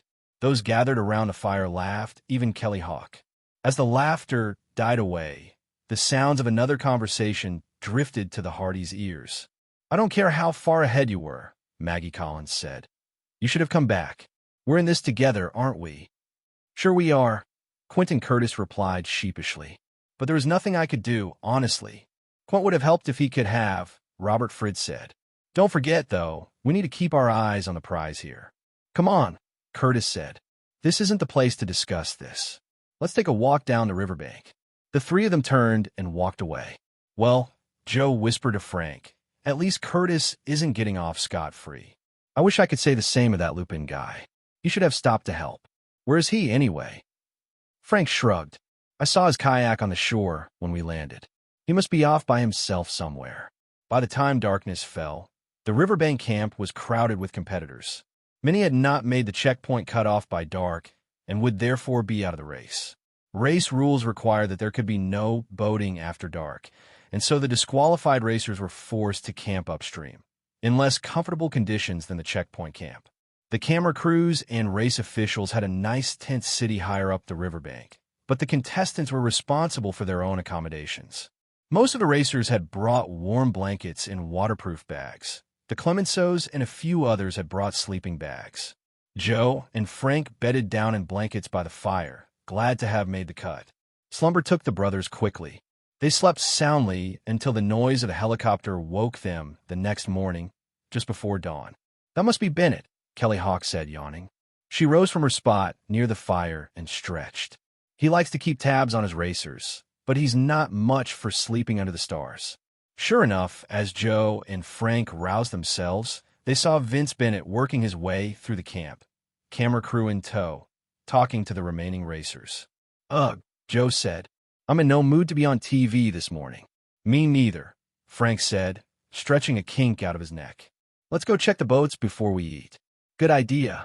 The brothers packed away their blankets and headed to the riverbank, where the kayaks lay beached. They found Michael Lupin crouched over his boat, working on something in the semi-darkness. "Hey, Lupin," Joe said, "why didn't you stop to help us yesterday?" Lupin stood and scowled at the brothers. "This is a race," he said. "I'm in it to win, not to help other competitors." "There's also a fair play and safety rule," Frank said, "not to mention common courtesy." "There's also a rule about interfering with other racers and teams," Lupin replied. "And I heard that you too press your luck on that point. Don't expect me to be disqualified, even if you want to be." "Who said we were going to be disqualified?" Joe asked, his eyes narrowing with anger. "Everyone in camp knows it," Lupin said. "Except maybe you two. If you're smart, you'll keep to yourself from now on, assuming Bennett doesn't bounce you out before we start today." He walked away but called back. "See you at the starting line, maybe." Joe stepped forward, fists clenched, but Frank said, "Let it go, Joe. He's not worth it." "That guy really steams me," Joe said. "I see why he got voted off that TV show." "Let's check our gear and then get our start times for the day," Frank said. The brothers checked out the kayaks and stowed their gear inside them. Then they hiked up the bank toward the official's tent. Just before they reached it, though, someone called, "Hey, you two, stop." Chapter 6. Not just another walk in the woods. The Hardys spun and saw a man walking toward them out of the darkness. Though he didn't have his usual camera crew in tow, the brothers quickly recognized Vince Bennett, the race organizer. "I've been looking for you Hardy boys," Bennett said. "What can we do for you, Mr. Bennett?" Frank asked. "I heard what you did yesterday," Bennett said. "You know, of course, that your actions were not strictly according to race rules." "Here it comes," Joe whispered apprehensively. "However," Bennett continued, "your actions were in the spirit of fair sportsmanship and may very well have saved Ms. Collins's life. Therefore, I commend you. This is the kind of thing the sponsors and I want people to remember when they think of the Speed Times 5 Adventure Race. If you're willing, my camera crew would like to interview you on the subject." "We're not big on publicity," Frank said. "We did what we did because it was the right thing to do," Joe added. Bennett nodded his understanding. "Yeah, okay. I thought you might say something like that. If you change your minds, though, just let me know." "We will," Frank said. "On to other business then," Bennett said. "I was talking to your support crew last night, Jamal, and—" He paused, trying to recall the name. "Chet," Joe said. "Right, Chester," Bennett continued. "They tell me that you're good at spotting trouble and that you've worked with law enforcement in the past. Now, I don't want to say that I'm concerned about the race, but something feels a bit funny to me. I could definitely use a few more eyes down at ground level. You'd be surprised what you can miss from a helicopter or even from our course cameras." "And you want us to do what?" Frank asked. "Just keep an eye on things," Bennett said. "Give me a ring on the emergency phones if you see anything funny going on. That way my people can get right on it." "We can do that," Joe said. Bennett grinned. "Great. I appreciate it. Good luck in a race. And remember, play fair and stay safe." "Don't worry, we will," Frank said. The brothers finished their trek to the official's tent and got their morning start times. Then they ate breakfast and prepared to go. Georges Clemenceau was first into the river that morning, followed by Kelly Hawk, and then Victoria Clemenceau and a few other top racers. Because he'd passed them the previous day, Michael Lupin started ahead of the brothers, as did Quentin Curtis. After the Hardys came Maggie Collins, Robert Frid, Roger Baldwin, and the rest of the pack. The morning sky shone deep blue over the racers as they navigated the treacherous white water.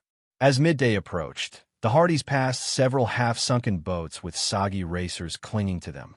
No one seemed to be in any danger, though, and race officials were already on the scene. The brothers beached at the final river checkpoint just before noon. Chet and Jamal met them by the landing site and resupplied the Hardys with provisions for the next part of the journey. Joe and Frank completed their checkpoint rituals quickly. They changed into dry shoes, strapped packs on their backs, and hiked off into the forest. They made good time during the morning and had drawn closer to the front of the pack. Chet and Jamal told them that Hawk and the Clemenceaus were still among the race leaders, with Michael Lupin close behind. Roger Baldwin had made up time, too, and zipped through the checkpoint. He entered the woods just before the Hardys. With his triathlon training, he'll be really tough in this phase and the next, Frank said. The hiking and bike racing are strong points for the Clemenceaus, too, Joe replied. If we want to have any kind of decent ranking at the end, we'll need to keep close to all of them. The course cut through the forest over beautiful rolling hills. The trail was clearly marked with a good, firm dirt surface. Still, the brothers had a long trek ahead of them to the evening's checkpoint. The hike claimed its share of victims, too.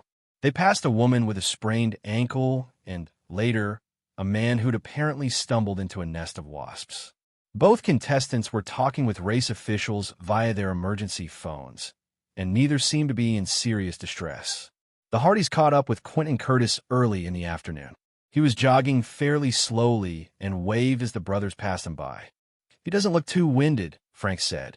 Maybe he's waiting for his friends, Joe replied as he and Frank jogged over the next hill. I guess the woods can be dangerous if you're running alone, Frank said. As if to prove his words, 20 minutes later the brothers topped a rise and nearly ran into a bull moose. The huge animal walked slowly beside the trail, browsing new green shoots off the branches within its reach. The animal's dark eyes spotted the brothers, and its big nostrils flared. Frank and Joe stopped dead in their tracks. The moose stood only a few feet from the trail, effectively blocking their path. Can we leave the trail and cut around it? Joe whispered. According to the rules, yes, Frank whispered back. We'll lose some time, though. I'd rather lose some time than try to face down a moose, Joe replied. Let's back up and cut over to the right. Check.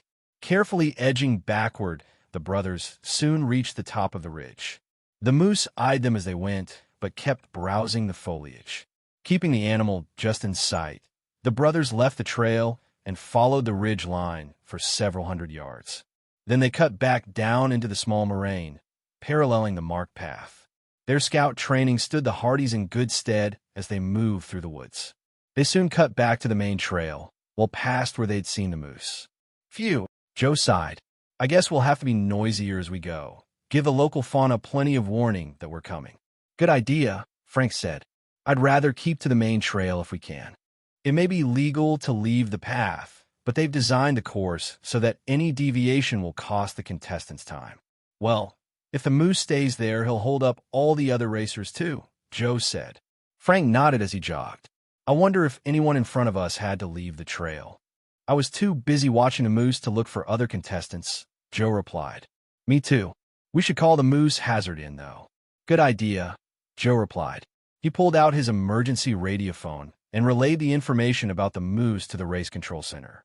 A moment later, both their radios flared to life with a warning broadcast to all contestants. There we go, helping the competition again, Frank said. Joe laughed. Yeah, maybe Michael Lupin will want us kicked out because of it. That guy would be better off if he channeled more of his aggression into running, said Frank. I'd say he's doing pretty well on that, Joe countered. We haven't passed him yet. Or Baldwin, either, Frank said. Come on, let's push it a bit to see if we can catch someone. As the afternoon wore on, the terrain grew more difficult, turning from rolling wooded hills into rocky valleys and steep ridges. They passed several other contestants, but saw no sign of Baldwin, Lupin, or the leaders. Tonight's checkpoint can't be far, Frank said as the sun sank toward the western horizon. Good thing, too, Joe replied. I'm beat. These rocky trails are murder on the knees. Just wait until the real climbing starts tomorrow, Frank said. Bring it on, Joe said, wiping the sweat from his brow. Less than half an hour later, they jogged into the mid-leg checkpoint. They visited the officials' tent and registered their times. How are we doing? Frank asked. Pretty well. An official with the name tag, Sullivan said. Only about a dozen in front of you. Any more dropouts? Joe asked. A couple of sprained ankles in the group ahead of you, Sullivan said, and 3 more behind. Plus, one got skunked. The rest of you will want to give him a wide berth during the rest of the race. We don't have enough water to wash him down properly. Maybe the Clemenceaus brought some tomato juice, Joe offered with a smile. Sullivan and the brothers laughed. The Hardys quenched their thirst from the race officials' fresh water supply and then refilled their canteens. The contestants ahead of them had already started a big campfire in a clearing, and a number of racers sat gathered around it. Kelly Hawk, Victoria Clemenceau, and Michael Lupin sat by the fireside. As the Hardys settled in and ate some food from their packs, Roger Baldwin jogged up from the official's tent. He grunted an acknowledgement to the other racers, then took a place by the fire and ate. I don't remember passing him, Joe whispered to Frank. We didn't pass Georges Clemenceau or Quentin Curtis either, Frank replied, but they're not here. Maybe we missed them during our moose detour. Could be, Joe said. We weren't in the woods that long, but I suppose they could have taken their own detours. Or maybe they're just in some other part of the camp, Frank said. He smiled. Maybe Georges is the one who got skunked. Joe chuckled, but both he and Frank noticed that Victoria kept glancing back toward the official's tent. As the sun sank, she got up and began to pace back and forth at the edge of the camp. Joe leaned over to Kelly Hawk. Where's Georges? He asked. Kelly shrugged. Victoria came in by herself, she said. I haven't seen Georges. I guess they got separated in the woods. Many other racers straggled in as the evening drew on. Quentin Curtis, Maggie Collins, and Robert Frid arrived within a short distance of each other. Still, there was no sign of Georges Clemenceau. If he was in trouble, Lupin said he'd use the radio. Unless he couldn't, Maggie Collins added. As darkness covered the small camp, Victoria's pacing became more frantic. The stars peeked out in the clear, black sky overhead, and nocturnal animals began their ritual songs. All the other contestants had been accounted for, and even the race officials seemed a bit worried. Suddenly, without warning, Victoria Clemenceau sprinted off into the darkened woods. Her cries echoed through the night-shrouded trees. Georges, Georges, where are you? Chapter 7. A Rock and a Hard Place. That's a stupid thing to do, Michael Lupin said, watching Victoria run into the woods. There's no way she can find her brother without a light. She'll be lucky if she doesn't get totally lost. As Victoria disappeared into the darkness, Frank and Joe grabbed the flashlights out of their backpacks and dashed after her. It didn't take them long to find her. She tripped over a tree limb near the edge of the woods and lay sprawled on a carpet of leaves. Joe helped her to her feet. Take it easy, he said. It won't help your brother for you to go running into the woods. We'll get on the camp radio, Frank said. Start a systematic search for him. I never should have gone ahead of him, Victoria said, rubbing her ankle. We should have stuck together, even if it reduced our chances of winning. Don't blame yourself, Joe said. We'll find your brother. Victoria leaned on the brothers and limped a bit as they returned to camp. Do not worry, she said. I've only twisted it. It will be fine. Okay, Frank said, but maybe you should leave the searching to other people. But Georges is my brother, Victoria said. We'll look for him as though he were our own brother, Joe assured her. The camp was already organizing a search by the time they got back. Checkpoint official Sullivan was on the phone to Race HQ, requesting assistance. They say they'll send a couple of choppers, Sullivan said. We're checking with the event photographers, too, to see if they can give us a clue where Mr. Clemenceau might have disappeared to. It would help, Miss Clemenceau, if you'd stay with us and give us some more information. Victoria Clemenceau nodded. Of course, she said, rubbing her twisted ankle. We'll organize some other racers, Frank said. Trace back along the route to see if we can find him. I wouldn't recommend that, Sullivan said. We don't want anyone else lost. Our people should be able to cover it. What if he's hurt? Joe said. Time could be essential. Don't worry about Frank and me. We're experienced. So am I, Kelly Hawk said, approaching the group. I'll go with you. 3 people can cover more ground than 2. Great, said Frank. Find another person and we can form 2 teams. Maybe Michael Lupin. He has the outdoor survival experience. Kelly frowned but said, Okay. I guess we can't be too choosy at this point. She sprinted off and quickly returned with Lupin in tow. Lupin didn't look too pleased at being drafted, but he didn't complain. The official search team will be taking the main trail, Frank said, having coordinated his plan with Sullivan while Kelly was gone. If we stick to the woods on either side of the path, we should be able to hit the ground they're not covering. If any of us find him, we'll get on the horn and contact HQ. What if we don't find him? Lupin asked. Frank and Joe glanced toward Victoria Clemenceau, talking with the race team a short distance away. We'll find him, Joe said. Even though I'm helping out here, Lupin said, I still want to win this race. I'll need time to rest before tomorrow's leg. I'm not staying out here all night. Did it occur to you that they may cancel the race if Georges isn't found? Kelly said angrily. Lupin frowned. Well, no, he said sheepishly. Let's get going, Frank said. The sooner we find Georges, the sooner we get back. The official search crew set off down the trail, moving quickly but cautiously. Hawk and Lupin took the woods on the left-hand side, while the Hardys took the forest on the right. Moving in the dark, they all quickly lost sight of the camp. Joe had a compass and a map of the route, and used them to keep the Hardys on track. Frank kept the main trail and the search crew in sight as the brothers swept the woods for signs of Georges Clemenceau. Where could he be? Joe asked after 45 minutes of fruitless searching. And why would he leave the path? He might have run into an animal, like we did, Frank said. Or he might have been trying for a shortcut. Radio checks told him the other searchers hadn't found anything, either. We just have to keep looking. As they trudged through the brush, the night grew darker and the foliage thicker. Animal eyes shone in the beams of their flashlights, but the creatures quickly flitted away into the darkness. The brothers found several small game trails, and, each time they did, tracked the trail back to the main path before resuming their original course. In the distance, they heard Hawk, Lupin, and the other searchers calling Georges' name. 2 hours into the search, Joe noticed some broken foliage at the edge of a game trail as they backtracked from the main path. Shining his flashlight through the brush, he saw a flash of red in the woods. Frank, he called. I see something. The older Hardy looked where Joe indicated. Too red to be leaves at this time of year, Frank said. And it looks as though someone left the path here. The brothers quickly followed the tracks toward the red object. Georges and Victoria wear red uniforms, Frank noted.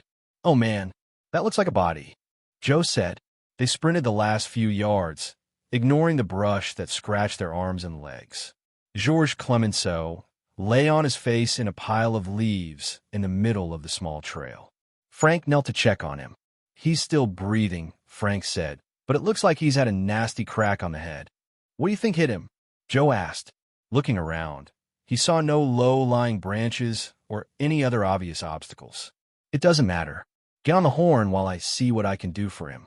The brothers' first aid and EMT training had served them well during their previous cases. Joe pulled out his radio and called the other searchers. We found him, Joe said. He's alive, but he's had a bad crack on his head. He checked the global positioning system display on the emergency phone and read off the coordinates to the searchers.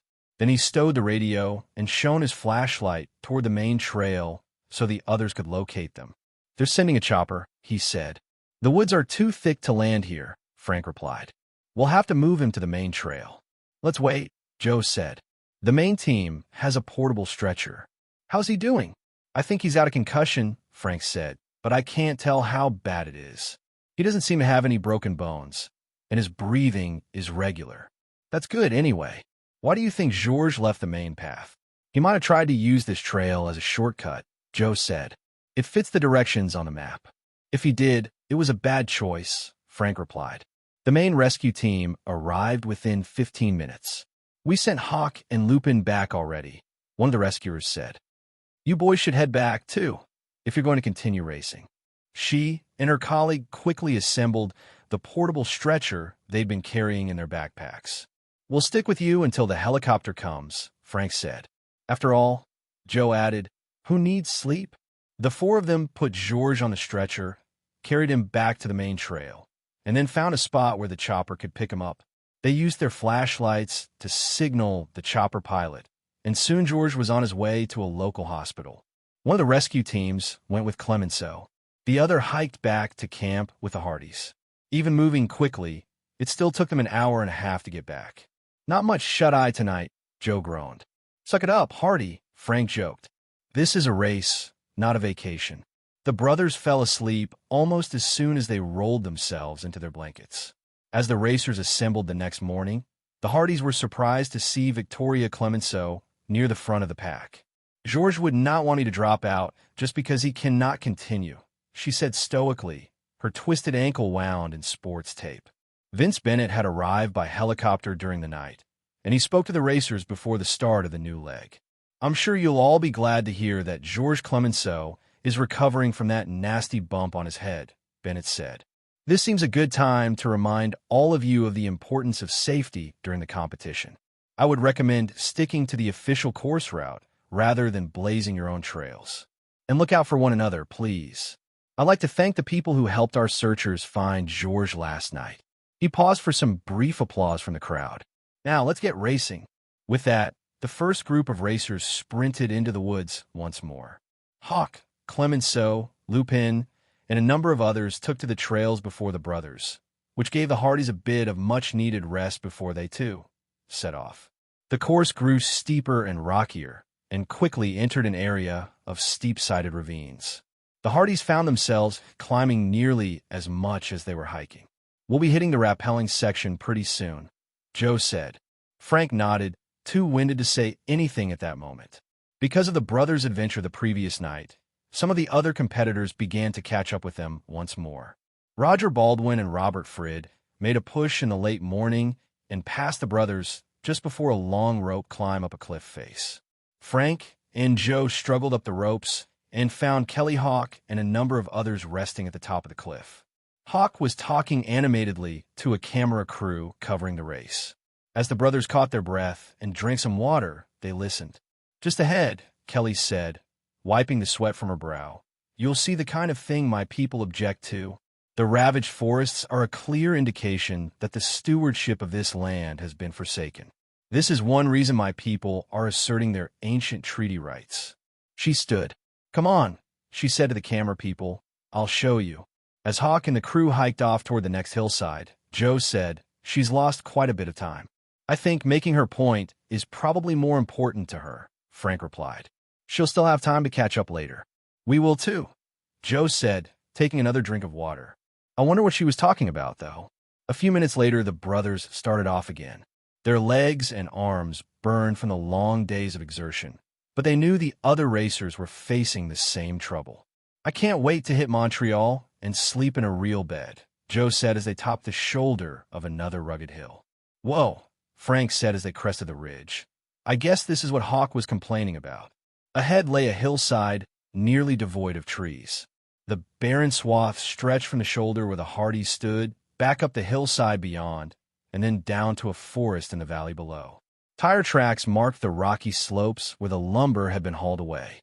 The vista was desolate and nearly as lifeless as the surface of the moon. Joe scowled and spat the dust from his mouth. They should make clear cutting illegal, he said. Yeah, Frank said. Let's send a donation to Hawk's cause when we get home. But first, we have to finish this race. Come on. Cautiously, he began to hike down the blasted landscape, his feet kicking loose small rocks and gravel. Joe did the same, trying not to slip on the uneven ground. Is that Hawk and the camera crew down below? Joe asked, shielding his eyes from the afternoon sun. Frank peered in that direction and spotted 3 figures at the edge of a forest in the valley below. I think so, Frank said, but I doubt they'll wait for us to catch up and find out. Joe looked up into the clear blue sky. Do you hear thunder? He asked. Frank looked around, his gaze settling on the hillside behind them. What he saw set his heart pounding. Landslide, he shouted. Editor's note: in case this audiobook has been posted somewhere else, please visit A.J. Aaron's Audiobook YouTube channel for more audiobooks and content. Chapter 8. Running in Place. High up the slope behind the Hardys, the hillside moved. Small rocks tumbled over bare ground, shaking loose dirt and larger rocks. Those rocks shook loose still more, until the whole hillside slumped toward the ridge the Hardys had crossed just minutes before. Run, Frank urged. He and Joe took off downslope, their feet slipping on the barren ground. Behind them, a cloud of gray dust roared and grew to huge proportions. Sparing a momentary glance back as he ran, Joe shouted, "Cut to the right. Try to get out of the slide's direct path." Frank and Joe ran to the right, all the while continuing their downward plunge. The brothers moved as fast as they could, while still maintaining their footing. Both knew that a single slip could leave them buried under tons of dirt and rock. The slide toppled the few trees remaining on the slope and tossed them forward like driftwood on a dusty sea. The roar of the landslide grew louder, a rocky monster hungry to devour the brothers. "We're not going to make it," Joe cried. "Just keep running," Frank said. Glancing back, he spotted a tall tree trunk coasting atop the rubble like a boat. The tree was near the leading edge of the slide, and close to where Joe and Frank were running. With luck, they could just make it. "Go for the tree, Joe," he called. "Maybe we can ride this out." As the slide caught up with them, the brothers turned and leaped for the tree. Joe landed solidly on the trunk and grabbed hold with both hands. Frank, however, tripped over some hurtling scree. He landed half on the uprooted tree, with his legs and lower body dangling in the dust. The speed of the slide threatened to pull him off the trunk and into the crashing rubble. Frank's fingers lost their grip on the rough bark. He slipped off. Joe stabbed out and grabbed his brother's arms. Frank's feet bounced among the sliding rocks for a moment. Then Joe pulled him atop the tree trunk. Even aboard the tree, the Hardys' position was dangerous. The trunk swayed and reeled, threatening to flip over. Frank and Joe used all their balance and agility to stay with the trunk as the slide rushed downhill. The forest in the valley loomed large before them, even as the landslide slowed its descent. They hit the woods with a mighty crash and tumbled off their boat-like tree trunk just as the slide rumbled to a halt. The Hardys rose to their feet, battered and bruised, but glad to be alive. A cloud of gray dust washed over them as the remains of the landslide settled to the ground. "Phew," Joe said, brushing the grit off his clothes. "I've heard of people surfing avalanches before, but not landslides." "I'm glad it was more dust than rock," Frank said. "It was still a close call, though. We're lucky to escape with just a few scrapes and bruises." He coughed some of the dust from his lungs. As the haze cleared from the forest, the sounds of shouting drifted through the trees. "Help! Help!" Instantly forgetting their aches and pains, Frank and Joe ran through the rubble toward the sound. Ahead of them, they saw the three people they'd previously spotted near the bottom of the slope. Kelly Hawk and a cameraman were struggling to pull the other member of the TV camera crew out from under a fallen tree. The woman's legs were pinned by both the tree and a pile of small rubble from the landslide. The brothers raced to the woman's side and began digging with their hands. Kelly Hawk regarded the Hardys with a look of wonder. "I can't believe you two are alive," she said. "You must be the luckiest guys on Earth." "You're pretty lucky, too," Frank replied. "Any closer, and this slide might have buried all three of you." "We were getting a shot of the clear cut," said the cameraman. "Kelly was telling us about the dangers of erosion. Then you topped the hill, and the woman under the rubble groaned." "Hang on," Joe said. "We'll have you out in a minute. One of you should use the emergency phone. Warn them about the slide area, too." The cameraman stopped tugging on the tree and phoned for assistance. As Frank, Joe, and Kelly Hawk lifted the tree off the woman, the sound of a chopper echoed over the hills. The cameraman pulled his coworker free, and the Hardys did some quick first aid. "I'm all right." "Really?" the woman said groggily. "Just a little banged up." "It's better if you don't move," Joe said. "The medics will be here in a moment." The chopper set down a short way from the forest at the edge of the slide.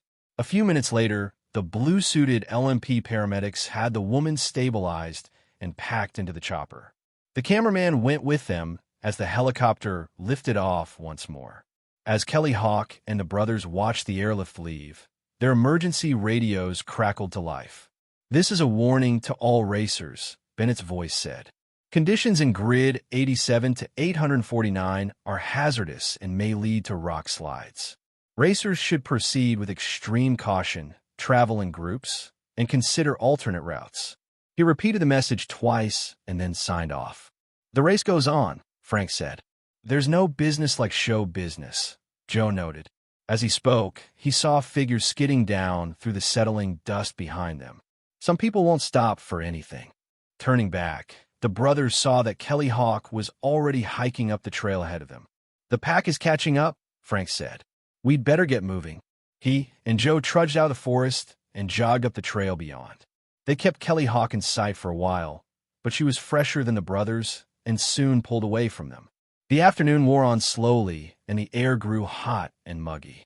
Much of the pack had caught up with the Hardys by the time they reached the final rappelling challenge. The brothers weren't the only ones running out of energy, though. Robert Frid fell behind the Hardys once more, and Roger Baldwin was just completing his rappelling when the brothers arrived.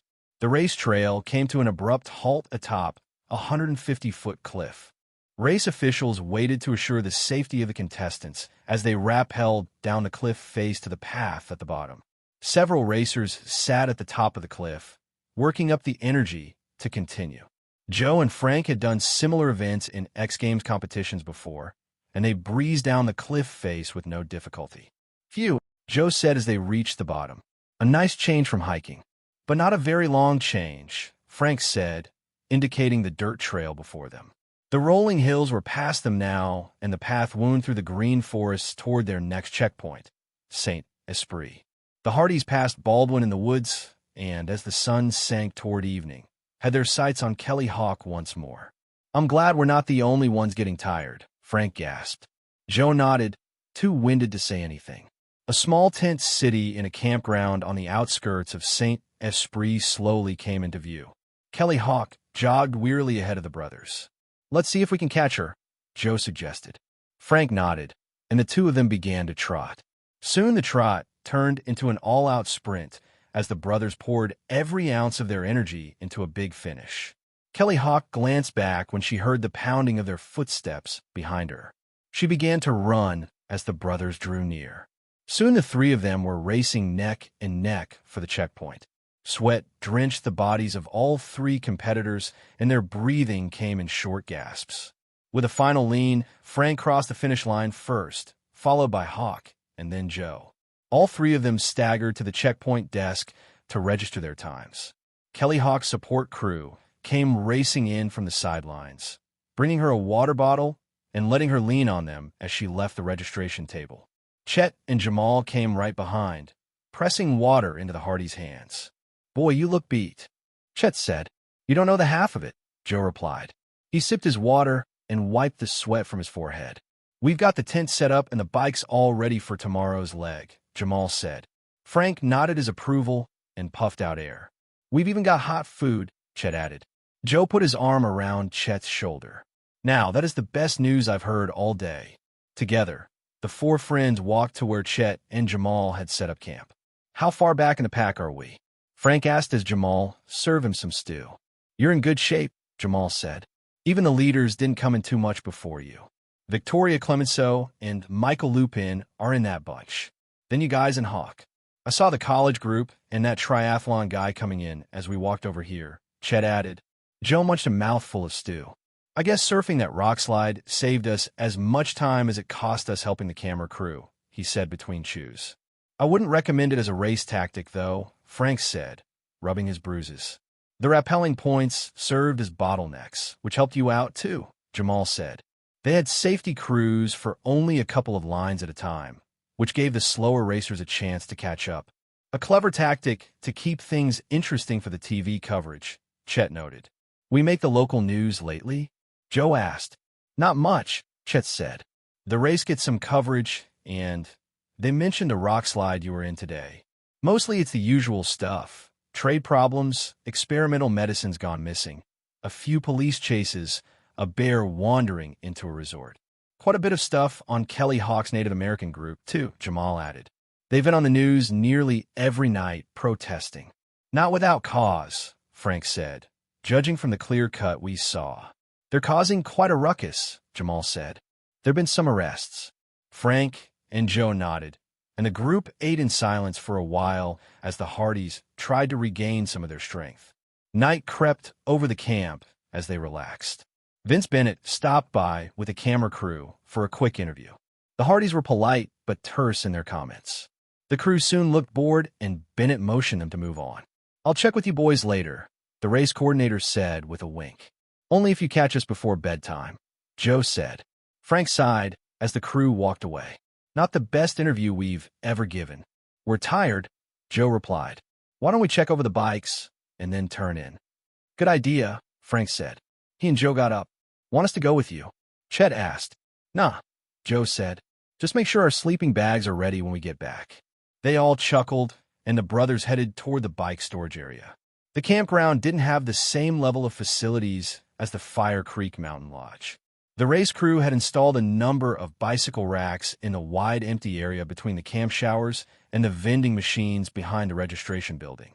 The spot they'd chosen wasn't well lit. Only a dim glow from the neighboring buildings illuminated the area. Most of the other racers had retired for the evening. The bicycle rack was deserted save for a lone figure crouched over the bikes. The man worked quickly and quietly. A black ski mask obscured his features. The dim light from the distant shower building reflected off the small wire cutters in the saboteur's right hand. Chapter 9. Collision Course. "Hey you," Joe called. He sprinted toward the saboteur and threw a punch at the man's head. The man ducked out of the way and swung the wire cutters at Joe's face. Joe reeled back, almost running into Frank as the older Hardy charged forward.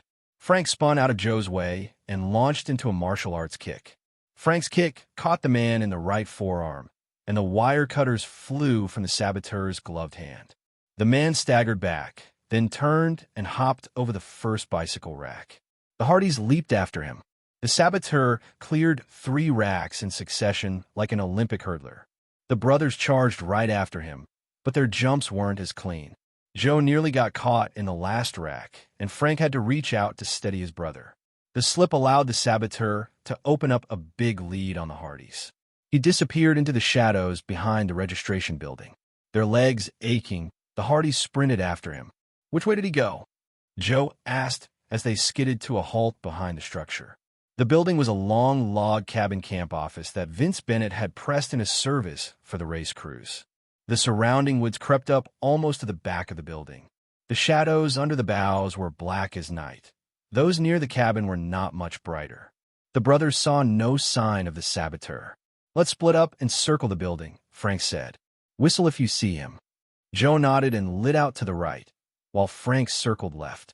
They met by the vending machines in front of the building without finding anything. Joe shook his fist in anger. Whoever he was quick and clever, Joe said ruefully. "Maybe not clever enough," Frank replied, his brown eyes peering into the darkness toward the camping area. He pointed toward a figure moving away from them through the small sea of tents. "Let's go," he whispered. Joe nodded, and the two of them sprinted quietly toward the figure. It was hard to keep the man in sight among the darkened tents, but the Hardys quickly closed the distance.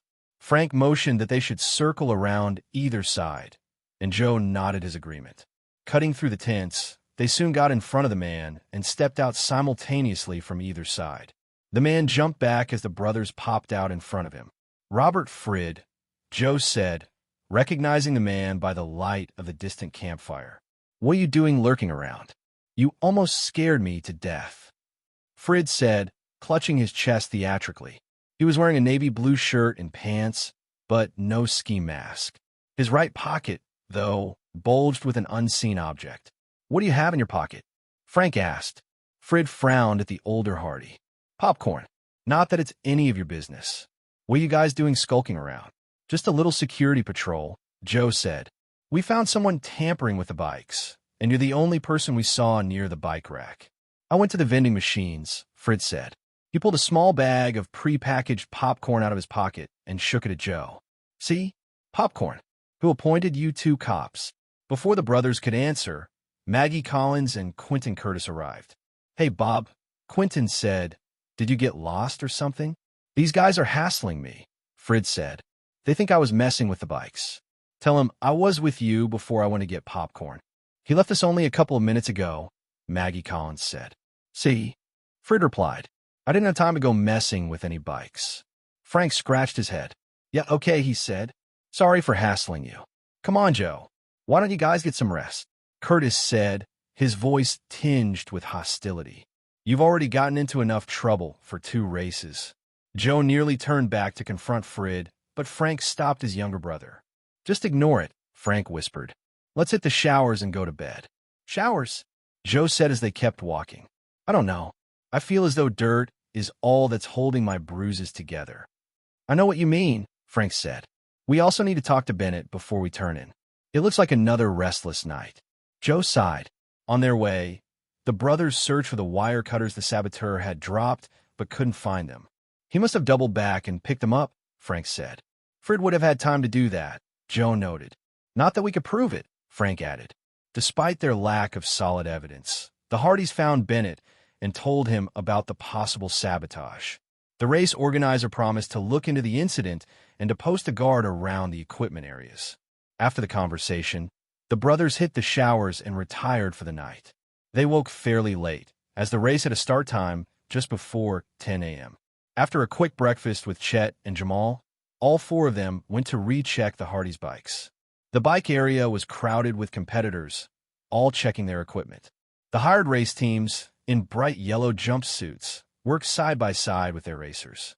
Medics in blue uniforms with LMP logos carefully looked over the competitors' scrapes and bruises. No one seemed very happy over the increased level of security and the extra work it entailed. Bennett and a security crew moved among the racers, discreetly asking questions.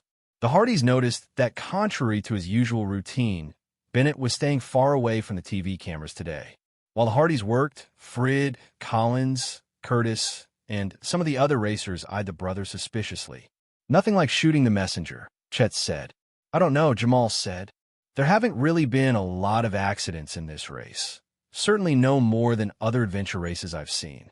And I don't see why anyone would blame Frank and Joe for anything anyway. We were a little tough on Frid last night," Frank confessed. "Long days and frayed nerves got the better of us," Joe added. "We need to stay out of the limelight from now on, if we can." "That'll be difficult if you're going to win the race," Jamal replied. The Hardys and Chet laughed. The brothers and their friends looked the bikes over and then reviewed the condition of their other gear. Despite the incident the night before, they found no evidence of tampering with their equipment. Joe shook his head. "I don't get it," he said. "Sabotaging the race seems pretty extreme. And why do it? Could anyone be that desperate to win this race?" "The prize isn't that big," Frank agreed, "though the exposure could help a career or a cause. What other motive besides wanting to win could there be for sabotaging speed times 5? Chet asked. "I don't know," Jamal said. "But speaking of exposure, here comes Bennett." The rugged race organizer looked tired and somewhat rumpled this morning, as opposed to his usual media-ready self. "I want to thank you both for your help after the landslide and for reporting last night's tampering to me," he said. "You're doing a good job. Exactly the kind of racers we want in speed times 5. Some of the other racers don't seem to think so," Chet said. "Don't worry about them," Bennett replied. "Just keep doing what you're doing. I've beefed up security, but we couldn't find any trace of the saboteur you said you saw. Neither the sponsors nor I want anything to go wrong with the race. Everyone's going to be extra careful from now on." "We'll keep our eyes peeled anyway," Joe said. Bennett nodded and smiled.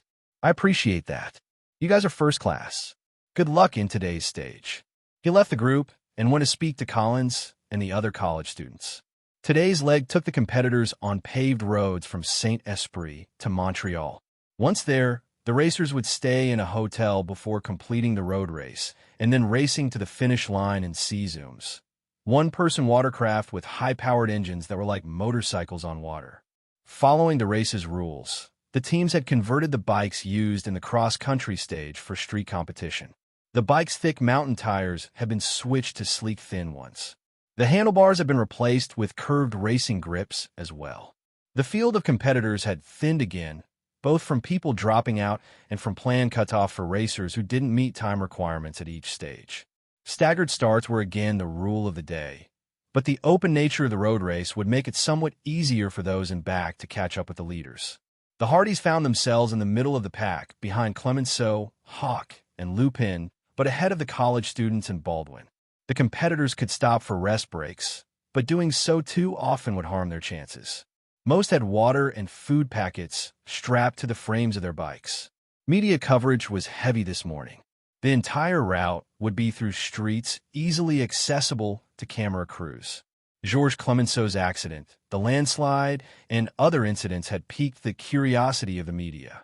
Bennett's staff had a hard time keeping the news cameras out of the way of the race and production crew. The race began as scheduled, shortly before 10. One side of the road had been blocked off for the race, and the competitors quickly left the campground behind and joined the open highway. Kelly Hawk broke out early and caught up with Victoria Clemenceau in the lead group just as the Hardys hit the road. Despite the longer-than-normal rest, the brothers were still stiff from the previous stages of the race. "I'm using muscles I didn't even know I had," Joe said as he and Frank rode side by side down the road. "Just think how buff we'll be when we get home," Frank replied. He grabbed the water bottle from his bike frame and squirted a drink into his mouth. The brothers pedaled as fast as they could, while still maintaining a good pace for the whole distance they needed to cover. Soon they drew within striking distance of the lead group. The pack behind the Hardys had been working hard, too. Some competitors had fallen off the pace, but Baldwin, Curtis, Frid, and Collins were closing in on the leaders as well. The day wore on, and the smaller groups of racers consolidated into larger ones. By early afternoon, the Hardys, Baldwin, and the college students had caught up with the pack containing Clemenceau, Hawk, and Lupin. The buildings of Montreal rose up in the distance. With their goal in sight, the bikers pushed harder. Clemenceau made a break and moved toward the front of the racers. Lupin went with her, though he didn't look nearly as fresh as the red-clad Canadian racer. As Clemenceau broke away, the media chase cars followed in the right-hand lane. The camera trucks were careful not to interfere with the other racers. On the left, a sturdy mesh barrier separated the bicyclers from the normal flow of traffic on the road. A small hill slowed the leaders down and brought them back toward the rest of the pack. The Hardys, Kelly Hawk, and several other racers pushed hard and gained on Lupin and Clemenceau. Then something went wrong. It was hard to tell who started it, but the pack in front of Joe and Frank suddenly veered into one another. Bikers brushed knees and shoulders. Wheels and hubs collided. For a moment, it looked as if all of the leaders might go down. Victoria Clemenceau broke out of the pack on the left-hand side, but she seemed to be tangled with Michael Lupin somehow. Her bike wobbled unsteadily. Something seemed wrong with the wheels, and she fought to regain control. Then her tires skidded out from under her, and she toppled toward the mesh barrier and the speeding traffic beyond. Chapter 10. City Life. Frank and Joe streaked after Victoria as she skidded toward the barrier. As Clemenceau slowed down, Joe caught up with her on the right, while Frank sped in from behind. Joe reached out with his left hand and grabbed the fabric of Victoria's racing number. At the same time, Frank cut farther to the left, trying to put his bike between her and the oncoming traffic. He partially succeeded, and Clemenceau's back wheel brushed the front wheel of Frank's bike. The momentary contact kept her from falling and caused her to veer back toward Joe. "Look out!" she cried, but it was too late for all of them. Bikes and riders slammed into one another. Victoria came out the worst, skidding and falling behind the brothers. She hit the pavement hard, and her helmet bounced off the blacktop. "Can't control it," Frank called as he went down, too. A moment later, Joe toppled as well. The brothers skidded and spun, but managed to control their falls better than Clemenceau. Neither one hit his head. Dazed, the Hardys got up off the pavement as the other racers gave them a wide berth. "Are you all right?" Joe asked. "More bruises, a couple of scrapes," Frank replied. "How's Miss Clemenceau?"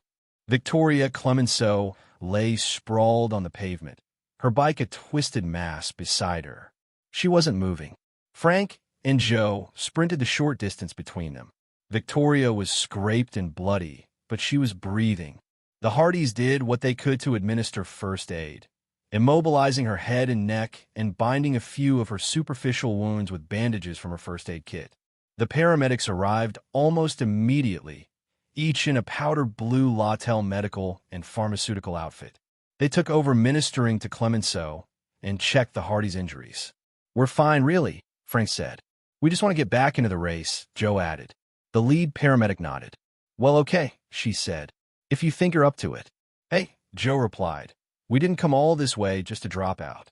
"Well, Thanks for the assist, the paramedic said as the brothers returned to their bikes.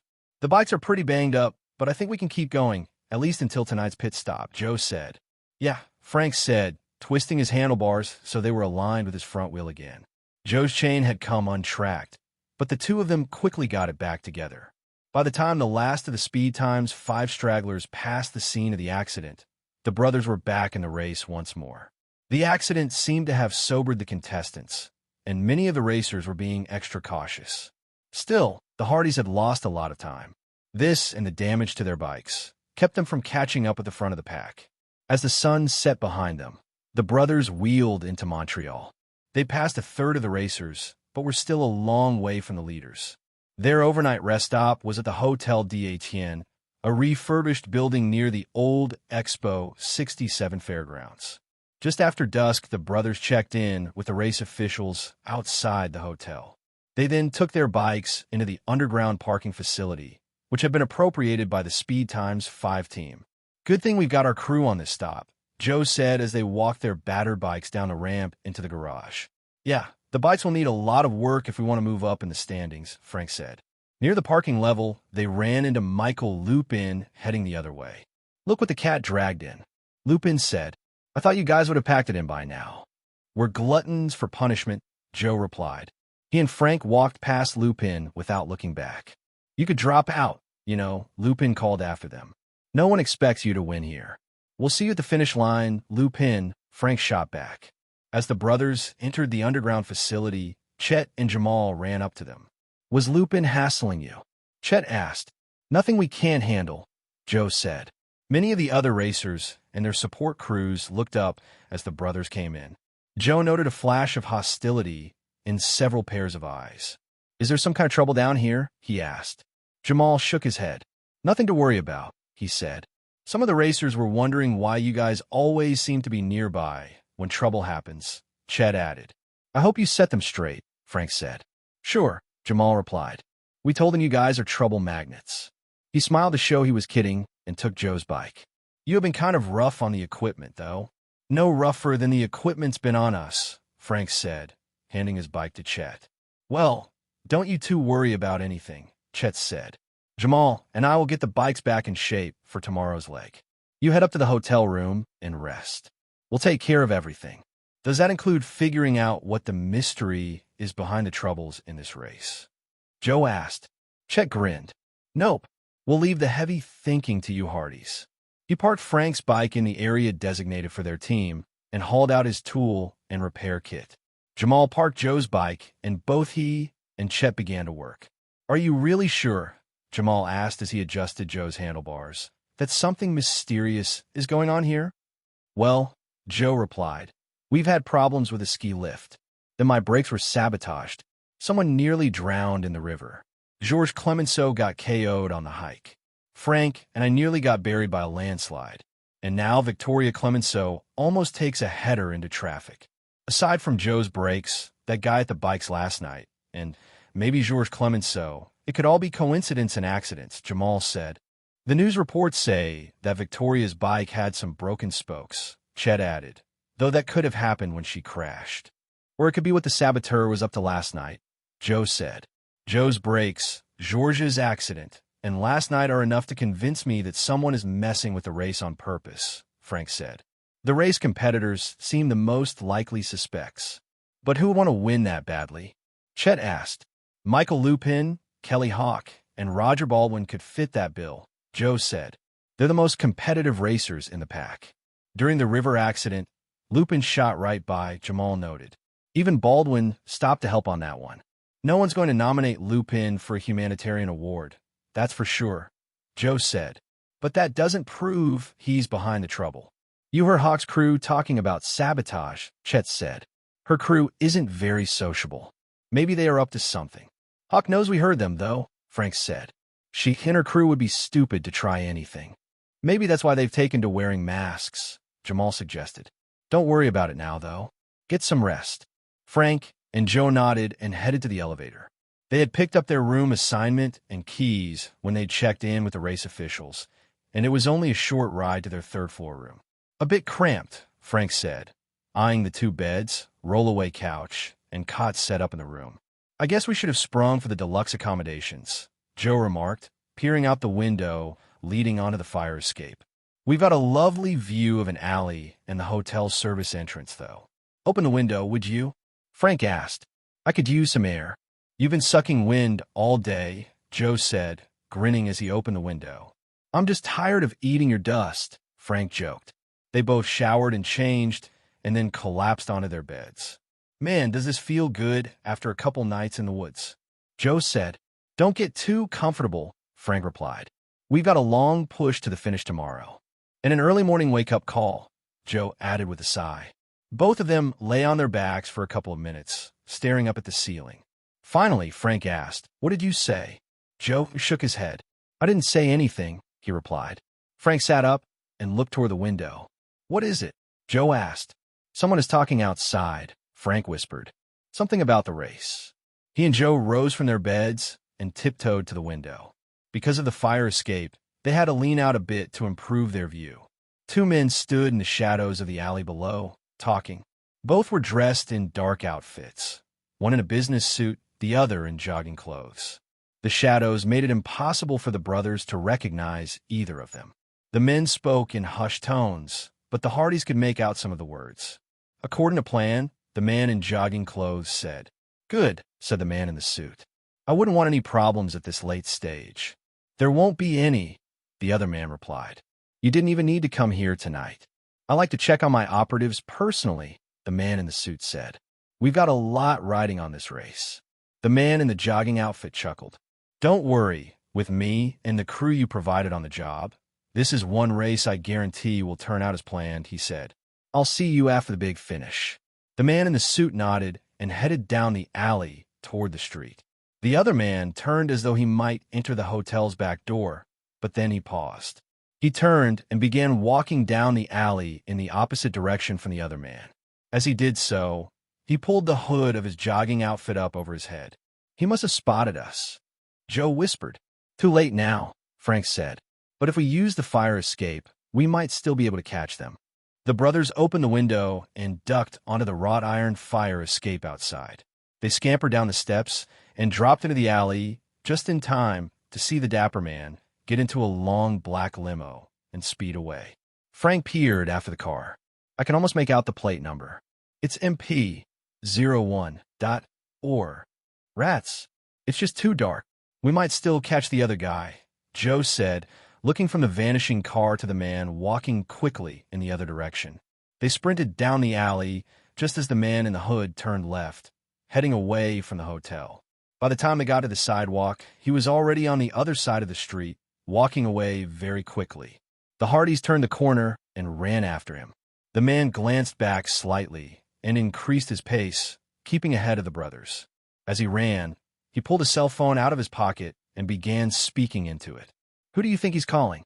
Joe asked. Frank shrugged. "A cab, maybe?" The man turned around another bend and disappeared from view. When the Hardys rounded the corner moments later, the man was nowhere in sight. Commercial buildings lined the deserted street, and there was a Montreal subway stop at the end of the block. "The Metro?" Frank asked. "Must be," Joe concluded, running to the subway entrance. A long stairway descended from a landing just inside the door. They caught a glimpse of their quarry moving away at the bottom of the stairs before he disappeared onto the Metro platform. Tossing some Canadian bills from their pockets to the ticket taker for fare, the brothers flew down the stairway after the hooded man. Rush hour had long passed, and the station was nearly deserted. A train stood waiting at the platform, but the brothers saw no sign of their quarry. "He must have boarded the train," Joe said. "The only exit is the way we came." "Hop on," Frank said. "The train's leaving." He and Joe darted into the nearest train car just as the door slid closed. A look into the only car behind them indicated the hooded man must be farther forward. The Hardys ducked through the compartment's front door as the train pulled out of the station. They moved from compartment to compartment as the train zipped through the Montreal underground. A few people sat quietly in some of the cars, but the brothers saw no sign of the hooded man. At each stop, the Hardys checked to make sure their quarry didn't get off. Then they resumed the search. "He must be moving forward, same as we are," Frank said. "Well, he's going to run out of cars soon." Joe replied. Frank's hypothesis proved correct. As they entered the second car from the engine, they saw their target in the frontmost car. The man stood by the farthest exit door, still talking on his phone. We've got him now, Joe said as they ran through the intervening car. They opened the last door just as the train pulled into a new station. As the metro slowed to a stop, the hooded man exited to the platform, pushing past several men boarding the train. Come on, Joe said, sprinting for the exit. But as he did, two of the new passengers stepped in front of the door. Where do you think you're going? One of the men growled. Chapter 11. Metromania. The men barring the brothers' way were large as the biggest member of Kelly Hawk's crew. They were dressed in jeans and sweatshirts with the hoods pulled up over their heads. The Hardys could see the men's faces, and though they looked vaguely familiar, neither brother could place them. We're getting off the train, Frank said. Not at this station, the man in the powder blue sweatshirt said. Not the way me and Pierre see it. Right, Pierre? Pierre, wearing a black sweatshirt, nodded. Right, Jacques, he said. Frank tried to push past the men, but Jacques put out one beefy arm and stopped him. You don't want to do that, Jacques said. Why not just wait, Pierre suggested. Get off at the next station. No hard feelings. The only hard feeling you'll get is my fist on your nose if you don't move, Joe said. Pierre and Jacques glanced at each other. You mean like this? Pierre said, swinging for Joe's head. Joe ducked out of the way and slammed his fist into Pierre's abs. The big man grunted, but didn't move. He smiled at Joe as the younger Hardy shook his fist. The guy's made of rocks, Joe said, but Frank wasn't listening. He was too busy trying to avoid Jacques, who had lowered his head and charged the older Hardy. Frank tried to step aside, but Jacques wrapped his arms around Frank's waist and carried him backward. As the doors to the car slid closed, the only other passenger slipped back out onto the platform, leaving the Hardys alone with the thugs. Pierre threw another punch at Joe, but the younger Hardy danced back. Frank brought his knee up into Jacques' stomach as the two of them hit the floor. The air rushed out of Jacques' lungs, and Frank rolled away from him.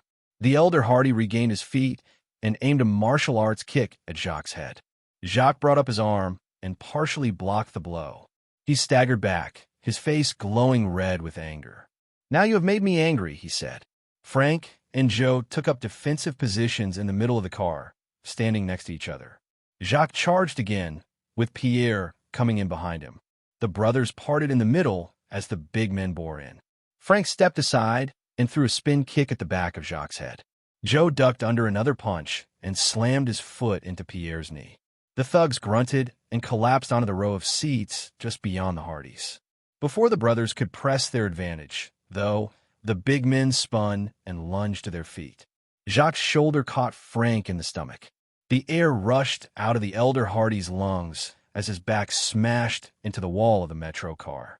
Joe ducked under another punch, but Pierre followed up with a quick knee that caught Joe in the ribs. Joe crashed to the floor. He grabbed a seat and pulled himself up once again just as Pierre threw a vicious kick at his head. His head spinning, Frank karate chopped both sides of Jacques' neck. The hooded thug howled in pain and backed away. Frank leaped forward and grabbed the vertical handrail in the center of the compartment. Using his momentum, the elder Hardy spun around the pole and kicked Jacques full in the chest with both feet. Jacques flew through the air and slammed into the door leading to the adjoining car. Joe dodged to the side, and Pierre's kick brushed by his shoulder. The younger Hardy countered with a swift right cross. He caught Pierre square on the jaw, and the thug toppled backward, landing only a few feet from Jacques. Dazed, the big men staggered to their feet as the Hardys came at them again. With only a slight glance at each other for confirmation, the thugs opened the door into the next compartment and darted through it. The Hardys charged the door, but Pierre held the door handle tight, while Jacques opened the door on the far side of the car. As the brothers finally yanked the door open, Pierre sprinted for the opposite door. The Hardys and the thug dashed past a few startled passengers, each trying to reach the far door first. Jacques called encouragement to his compatriot while the bystanders in the car cowered out of the way. Just as it seemed the brothers would pull the trailing thug down, Pierre grabbed a frightened old lady from her seat and thrust her at the Hardys. Frank and Joe stopped, making sure the old woman didn't fall or hurt herself. But as they did that, Pierre and Jacques darted into the next car and pulled the door shut. They grabbed an umbrella from a passenger and jammed it in the door handles, just as the Hardys reached the door. Before the brothers could break through, the train pulled into the metro station at Lionel Graux. "They're getting out," Joe said, seeing Pierre and Jacques dash on the station platform. He and Frank bolted out as the train doors slid shut once more. The station at Lionel Graux was a modern, multi-level complex with tall ceilings and balcony walkways. The thugs sprinted up the escalator from the platforms to the first balcony, pushing surprised riders aside as they went. The Hardys dashed after them, though the brothers were careful not to harm any of the riders they passed. A guy could get killed falling from these escalators, Joe noted as they topped the first escalator. "Or the balconies," Frank added. "Duck." As he spoke, a big trash can, thrown by Pierre, sailed over his head. But Joe didn't hear the warning in time. The heavy container hit him in the chest, and he toppled backward into the balcony railing. For a moment, it looked as though he might go over. Then Frank grabbed the front of his brother's shirt and hauled him back to the floor as the thugs dashed down a stairway on the other side of the balcony. "Phew," Joe said. "Thanks for the save." Frank nodded. "Don't mention it. The bad guys are getting away." He and Joe ran to the stairs the thugs had taken and started down it. As they did so, Pierre and Jacques boarded a train at the platform. The metro's doors slid closed behind the thugs before the Hardys could reach the platform. As the brothers watched in frustration, the train left the station. Joe slapped his fist onto the concrete stair railing. "Man," he said, "I wanted to catch those guys. They knew this station better than we did," Frank said. "They lured us here on purpose. We didn't stand much of a chance. If I ever see them again, though," Joe said. "Let's get back to the hotel," Frank said. "Jamal and Chet must be wondering where we are." Chet and Jamal had plenty of questions for the brothers when the Hardys got back to their room. Frank filled their friends in while Joe brought Vince Bennett up to date. When they'd finished, Chet asked, "And you have no idea who this hooded man is?" "We're thinking he must be one of the competitors," Frank said, "or part of someone's crew. Whoever he is, clearly he's up to no good. But if he's part of the race, why didn't he just go back into the hotel to get away from you?" Jamal asked. "He knew we'd spotted him," Joe replied, "so he tried to throw us off the scent. And his buddies nearly threw me off a metro balcony." "Why, though?" Chet said. "Just to win the race." "Could be," Frank said. The guy in the suit said there was a lot riding on the race. "I get the feeling we're still missing part of this picture, though," Joe said. "Maybe it'll be clearer once we've slept on it," Jamal suggested. "After all, we've got an early start tomorrow." Joe groaned. "And I thought this was going to be the evening to rest and recover." On the last day of the race, the brothers and their friends woke before sunrise. Joe and Frank felt tired and beat up, and a quick breakfast made them feel only a little better. After eating, they all went down to the garage to check the bikes. Most of the other competitors and their crews were there as well.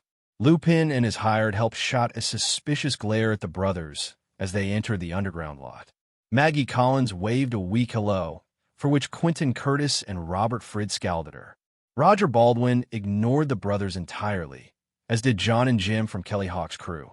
Kelly, though, walked over to the Hardys' work area as the four friends gave their bikes a final once-over. "See, boys," she said, "you don't have to hold a minority political view to get folks suspicious. Sometimes all you have to do is to be in the wrong place at the wrong time." A sly grin tugged at the edges of her mouth. Joe and Frank chuckled. "Good luck today, Kelly," Frank said. "Yeah, see you at the finish line," Joe added. "You guys too," she replied. "And keep your noses clean." She went back to her preparation area and huddled with her crew. Vince Bennett came by to wish all the remaining racers good luck. Once again, he privately thanked the Hardys for keeping their eyes open, though he had nothing to report on the hooded man. Because they had helped Victoria Clemenceau the previous day, the Hardys were still far back in the pack when the race started again. Still, the road portion from Montreal to St. Jean-sur-Richelieu gave them a good chance to make up some ground. The remaining bike portion of the race passed uneventfully, and the brothers pulled in the waterside checkpoint well before noon, back in the hunt once more. Dozens of Sea Zoom personal watercraft lined the beach outside of town, waiting for the final leg of the Speed Times 5 adventure race. Support crews worked feverishly, preparing the crafts so the small jet boats would be ready when their driver's turn to start came.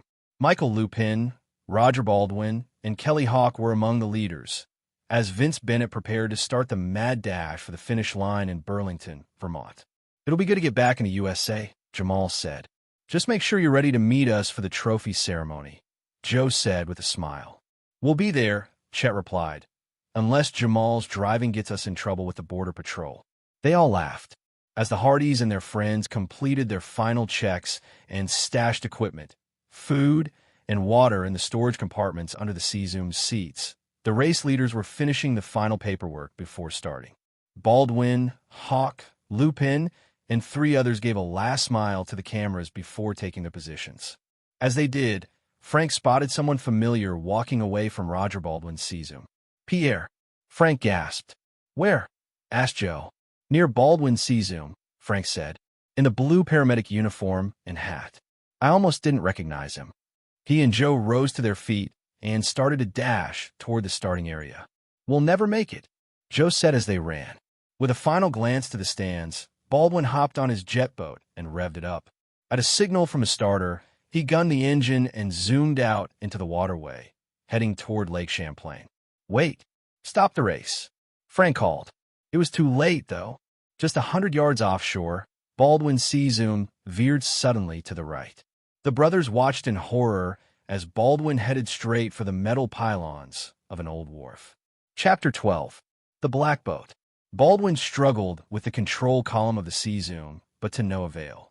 At the last second, he bailed out of the jet boat as it smashed into the rusting pylons. The C-Zoom exploded into pieces, raining fragments everywhere.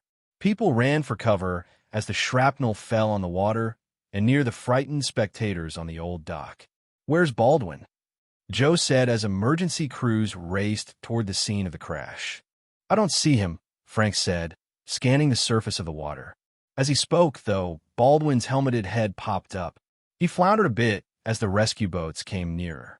Several rescue divers jumped in next to him, and soon they were dragging Baldwin into their boat. Half frantic, Vince Bennett ran toward the staging beach. "Clear the way," he said. "Make room for the rescue boat. We need to keep the race going, too." As he passed by the Hardys, Frank stopped him and said, "Why not just restart the leg? We've already got racers in the water," Bennett said. "It wouldn't be fair to call them back, not when we've got a chance to keep things going. Every race has accidents." "This race has had more than its share, though," Frank said. "I saw someone near Bennett's C-Zoom before he started. One of the guys Joe and I had a run-in with last night. Pierre. He was pretending to be part of the medical crew," Joe added, "which is why he seemed familiar when we ran into him in the subway." "Maybe they've been working the race, causing trouble all along," Frank suggested. Bennett frowned, glancing from the brothers to where the rescue team was docking with Baldwin. The former triathlete seemed to be waving away all attempts to help him. Bennett walked in that direction, and the Hardys tagged along. "Did you actually see this Pierre try to sabotage the race?" Bennett asked. "Well, no, but Joe said." "Look, guys," Bennett said, stopping just short of the rescue boat. "The sponsors would kill me if I stopped the race now. Talk to my security chief about the man you saw. I don't know what we can do about him, though, even if he was involved with this accident." He turned to Baldwin. "Hey, Roger, are you all right?" "All right." Baldwin snarled as he pulled off his helmet. "I'm bruised and wet and out of the race." "How would you be?" Bennett looked sheepish. "I'm sure the press would like a word or two with you," he said, "if you feel up to it before the medics check you over." Baldwin hopped out of the rescue boat. He was bruised and scraped, but didn't look much the worse for wear. He let out a long, angry sigh. "Sure," he said. "I'll say a few words before I head home." "I'll get you to the EMTs right after," Bennett said. "I can find my own way to the medics," Baldwin countered. "Let's just get this over with." Bennett put his arm around the dejected racer's shoulders. "That's the spirit," Bennett said. Together, the two of them walked toward the group of reporters. As they got there, Bennett turned to one of his staff members and said, "Keep the race going." Joe fumed. "I can't believe he's not even going to investigate this," he said. "Business is business," Jamal said. He and Chet had caught up with the Hardys as the brothers were speaking to the race organizer. "Let's talk to the security chief and get back to our boats," Frank said.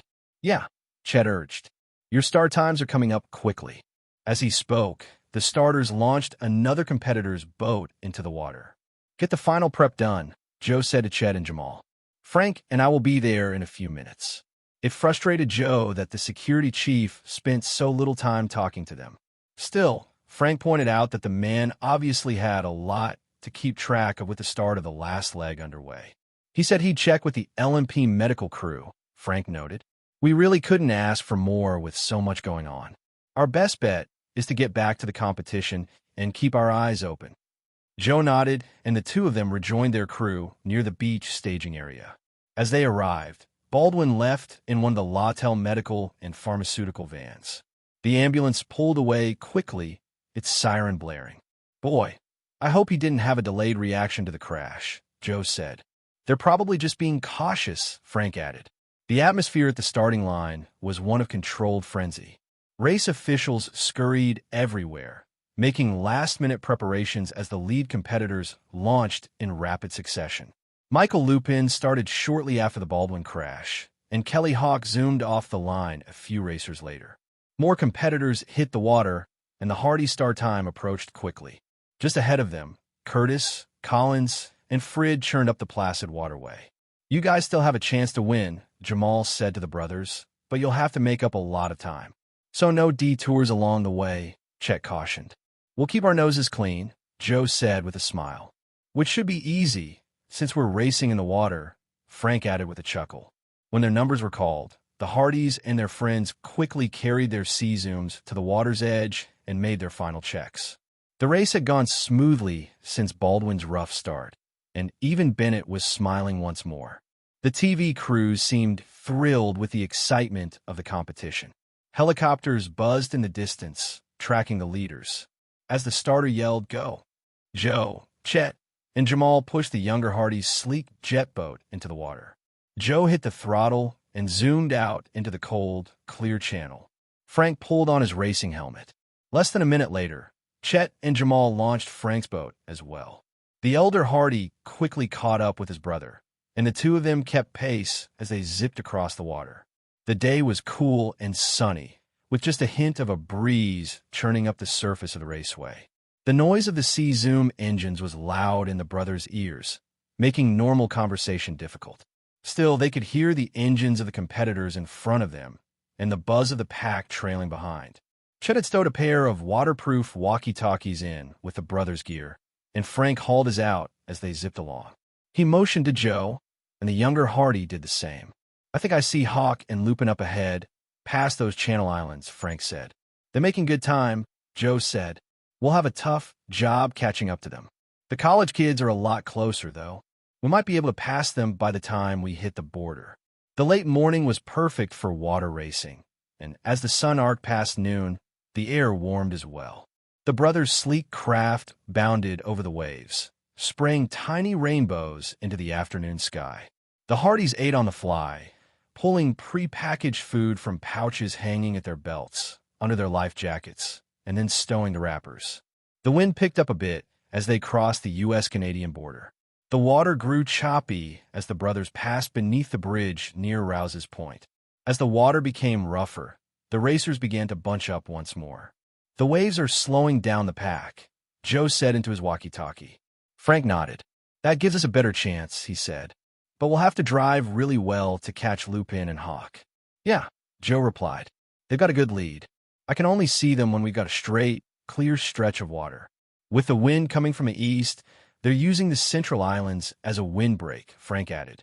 That makes them harder to see and also lets them drive in smoother water. Joe smiled. Sounds like you think we should adopt that strategy, too, he said. Well, Frank said, do you want to win or not? In response, Joe gunned the throttle and surged ahead of his older brother once more. Frank leaned forward over his sleek craft and zipped after Joe. By carefully plotting their course between the islands and the open water, the brothers made up even more ground. They closed on Frid, Collins, Curtis, and the middle of the field, and, as the group passed Al-Ahmad, came within striking distance of the front of the pack. Swirling waves had slowed Lupin, Hawk, and the leaders further, despite their clever island-hugging strategy. Hawk and Lupin jockeyed for the lead, weaving back and forth just enough to fend off other competitors. "They're lucky that the Clemenceaus and Baldwin are out of the race," Joe said. "Very lucky. A motive for sabotage, you're thinking?" Frank replied. Joe shrugged as he bounced over the chilly water. "We haven't come up with a better motive than wanting to win," he said. "And we know that Hawk's crew was thinking of putting the kibosh on other racers." "I was beginning to think it was Baldwin," Frank said. "He always seemed to be around the accidents, even when he wasn't involved. Remember when we passed him in the woods without seeing him?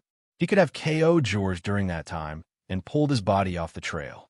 "He's certainly strong enough to overpower someone," Joe said, "and fast enough to keep pace with runners like you and me. But now that he's in the hospital," he shrugged, "I keep thinking that there's some vital clue we're overlooking. This case would be easier to solve if we weren't trying to run a race at the same time," Frank said with a sigh. Occasional helicopters buzzed overhead as they raced down the lake past the wooded shores of Grand Isle.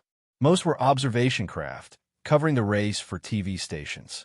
A few, though, were tourists just wanting a first-hand look at the contest. Spectators occasionally dotted the lakeshore as well, and private boats sometimes trailed the fast-moving racers for a while. The pack dipped and swooped around the small islets dotting the edge of Grand Isle, each racer looking for the best water, the best conditions to outrun the other competitors. A racer near the front of the group hit a submerged log and tumbled into the cold water. She popped to the surface immediately and waved for the trailing rescue crews. Her accident, though, forced Lupin and Hawk to veer out of the way and cost them both precious time. The rest of the pack took advantage of the mishap and nearly caught the leaders. Frank glanced back as the rescue boat picked up the floundering racer. "A normal accident, you think?" Joe asked. "At this point, who can tell?" Frank replied, frustration showing through in his voice. "Let's just catch the leaders." He throttled up and zoomed through the pack toward Hawk and Lupin. Joe followed in his wake, angling for the smooth water to save time and fuel. They passed between Maggie Collins and Robert Frid, neither of whom was taking the best tack. Quentin Curtis was hugging closer to the islands than the rest and remained slightly in front of the brothers, though behind Lupin and Hawk. As the Hardys set their sights on the leaders, something to the east caught their eye. A huge black sea zoom burst into the lake from behind one of the small barrier islands. "Another spectator, maybe?" Joe asked. "If he is, he's coming in awfully fast," Frank said. "Doesn't he know the race has the right of way?" If the driver of the black jet boat knew, he didn't care. Rather than veering off as he neared the racers, he drove straight toward the pack. Chapter 13. Shipwrecked. "Look out!" Joe cried as the black sea zoom swooped toward them. At the last second, though, the intruder turned and fell into pace with the rest of the pack. "Who does he think he is?" Joe asked. The other racers had spotted the intruder as well and cast nervous glances at the black-helmeted rider in their midst. The black jet boat was larger and faster than the one-person sea zooms the competitors were riding. It paced the group easily as its driver checked out the individual racers. "I think he's looking for something," Frank said. No sooner had Frank spoken than the black-garbed racers zoomed ahead of the Hardys and to the left toward the small islands. "He's heading for Quentin Curtis," Joe said. The black sea zoom rocketed toward where the college student was navigating the smooth waters closer to the shore. The intruder cut in front of Curtis, forcing the racer to veer sharply. Curtis turned toward the islands to get out of the new racer's way. The black craft dogged him, forcing him farther into the shallows. Curtis fumbled for his emergency radio, his wet fingers having trouble getting a grip on the radio's plastic surface. The black sea zoom dashed past him on the right. The bigger craft's wake shook Curtis's jet boat, and he lost hold of the emergency phone. It tumbled through the air and landed in the lake. Curtis tried to turn back toward the rest of the field, but the black boat cut him off once more. Even as the two moved down the lake, the intruder was slowly but surely forcing Quentin Curtis toward the rocky shoreline. Seeing their friend's predicament, Maggie Collins and Robert Frid left the pack and angled toward Curtis and the intruder. "I don't know what's going on here," Frank said in his walkie-talkie, "but I think we should put a stop to it." Joe nodded. We're closer than Curtis's friends, he said. It means giving up any chance of winning the race, though. Frank paused for only a moment. If that's the way it's got to be, he said. He angled his boat for the shoals and turned the throttle up all the way. Side by side, the Hardys shot over the water, heading toward Curtis and the Black Cesium. Collins and Frid trailed behind them, but they were neither as close to Curtis nor as skilled in their boats as the brothers. The black racer seemed to notice the pursuit and pressed his harassment of Curtis. He cut closer and closer to the harried student, barely missing colliding with the smaller Cesium. Curtis maneuvered his boat frantically, trying to avoid the rocky shoals and the larger craft circling him. Curtis dodged, then wove, then nearly floundered. He turned too sharply, and water washed over the back of his Cesium. The black racer darted past, reached out with one hand, and yanked Curtis from the saddle. The college student sailed through the air for several feet before crashing face first into the water. The intruder swung back around and threw a rope around the smaller craft. Then he gunned the engine and headed for a channel between the small islands along the coast with Curtis's Cesium in tow. Curtis bobbed to the surface, his head and neck supported by his life preserver. "What is going on here?" Joe asked. Frank shrugged. "It seems like a lot of trouble to steal a Cesium," he said. "We'd better get to Curtis. Even with that life vest, he might still drown if he's unconscious." Curtis swayed gently in the waves as the brothers came to his rescue. "He's out cold, all right," Joe said. "Get on the horn and get the rescue team in here." He pulled near the unconscious racer and hopped off his Cesium. "Check," Frank said, holstering his walkie-talkie and taking out the emergency radio. Using rescue swimming techniques, Joe quickly towed Curtis alongside Frank's watercraft. "I don't think he's hurt badly," Joe said. "The water's pretty chilly, though." "The medics are on their way," Frank said. "And here come Curtis's friends, too." Maggie Collins and Robert Frid skidded over the waves toward the Hardys and the unconscious student. The Hardys saw concern in the eyes of the other co-eds. "Is he all right?" Maggie asked, pulling off her helmet. "We should try to get him out of the water," Joe responded. "It's pretty cold, and we don't want him going into shock." Working together, they lifted Curtis aboard the back of Maggie Collins' Cesium. Curtis groaned and coughed. "Don't move him too much before the EMTs arrive," Joe said. "He might have some internal injuries." Collins cradled her friend's helmeted head on her lap, while Frid kept both their boats steady. "Do you have any idea who might have done this, or why?" Frank asked the students. Collins and Frid shook their heads. "I can't imagine," Collins said. "I don't know why anyone would want to hurt Quentin." Joe climbed back on board his Cesium. "Was there some reason someone might have wanted to steal that Cesium?" he asked. Collins and Frid exchanged a nervous glance. "You don't think he wants the medicine, do you?" Collins asked. "It couldn't be," Frid said. "The medicine can't be worth that much." "What medicine?" Frank and Joe asked simultaneously. "A guy back in the States hired us to bring some meds across the border for him," Collins replied. "He said his mother needed them, and the price was too high in the U.S. We were bringing back a whole year's supply." Frank nodded. "I've heard that the Canadian healthcare system sometimes makes prescriptions less expensive than in the U.S. Someone delivered the meds to us just before the start of the Speed x5 competition," Frid said. "We stashed it with our race equipment and took turns carrying it during the race." "Let me guess," Joe said. "Quentin Curtis was carrying it today." Robert Frid and Maggie Collins nodded sheepishly. "It was in the storage compartment under his seat, along with his emergency gear." Frank let out a long, slow breath. "You two take care of your friend. The medics will be here soon," Frank said. "Come on, Joe. We've got work to do. Are you getting back in a race?" Maggie Collins asked, wiping tears from the corners of her eyes. "No," Frank said. "We're going after the guy who did this." He and Joe kicked their Cesiums back into high gear and sped away on the same course the black Cesium had taken. Joe hauled out his walkie-talkie again. "I guess it didn't occur to the three of them that this was a pretty complex plan just to smuggle prescription medicine," he said. "Yeah," Frank said. "I think that black racer, whoever he is, has bigger fish to fry." "Among the racers, Lupin and Hawk were the top of my list," Joe said. "But they were dueling for the lead, and I doubt either one could have doubled back and changed Cesiums. It could be Hawk's crew, though. or one of the thugs we ran into before. We saw Pierre at the boat launch, Frank said. Though he could have gotten ahead of us using a car or chopper, I suppose. Or it could be Jacques in that boat. We'll know as soon as we catch this perp, Joe replied. The brothers raced between the small islands and soon caught sight of the rogue Sea-Zoom once more. Though the intruder's vessel was larger and faster, towing Curtis's boat was slowing it down. He cut through the strait into Mallett's Bay with the Hardys in hot pursuit. Water sprayed from behind the brothers' Sea-Zooms and dripped from Joe's racing suit. "How are you doing, Joe?" Frank asked.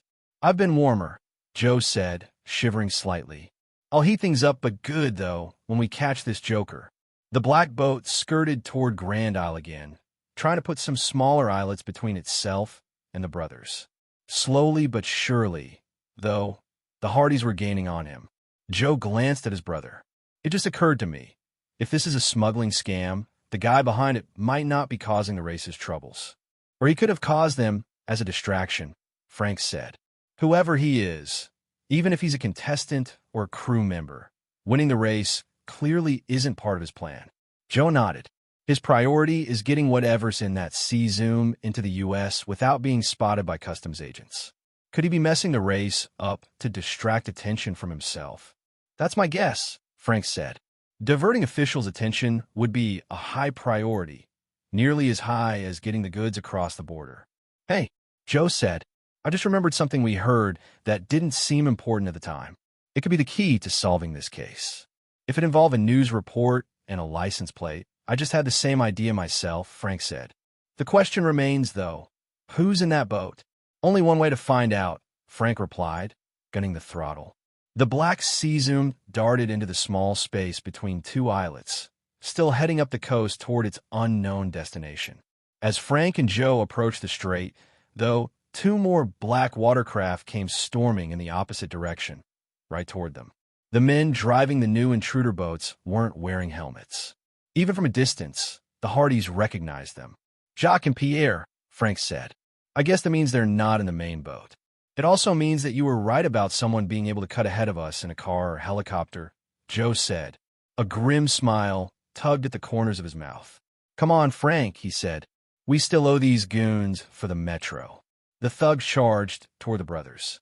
Pierre swung a rope over his head as he bore in, while Jacques was carrying a long pole resembling a broom handle.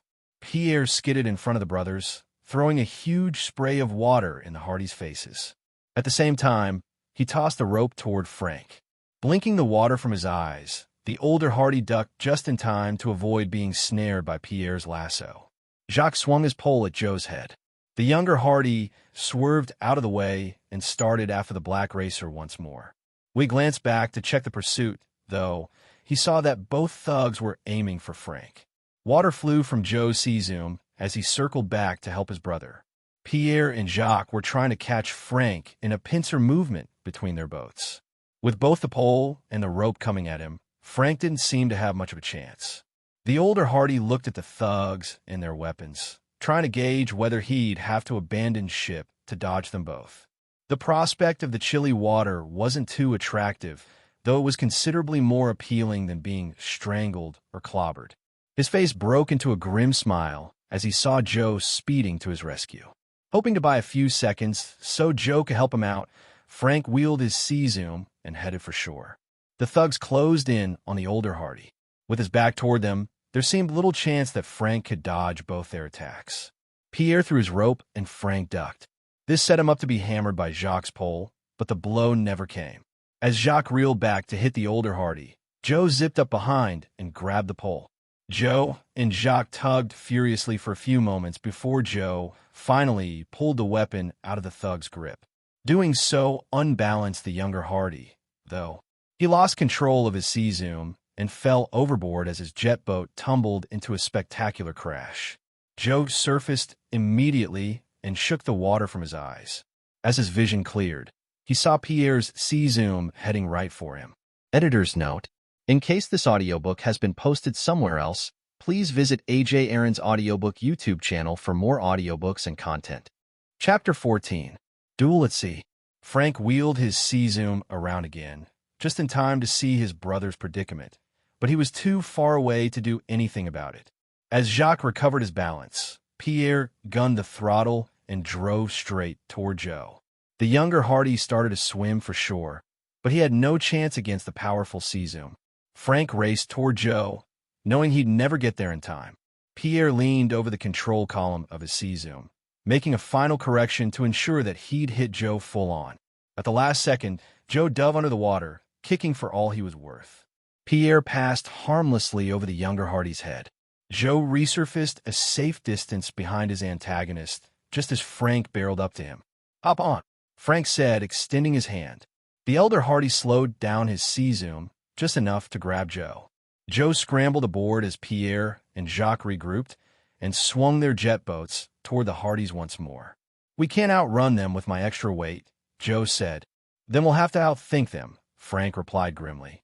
As the brothers turned, Pierre and Jacques came up with a new plan.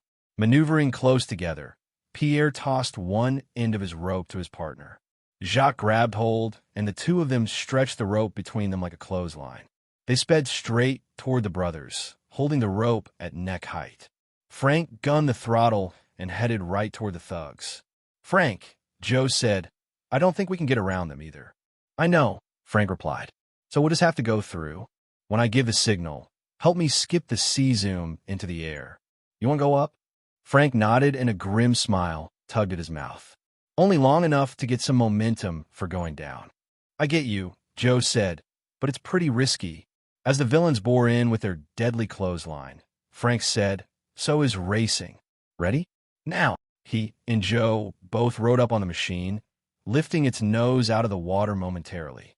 In the next instant, Frank thrust the nose down and the machine dove. As the line streaked toward them, the sea zoom crashed down, burying the front of the machine in the chilly water. The rest of the sleek boat followed, taking the Hardys with it.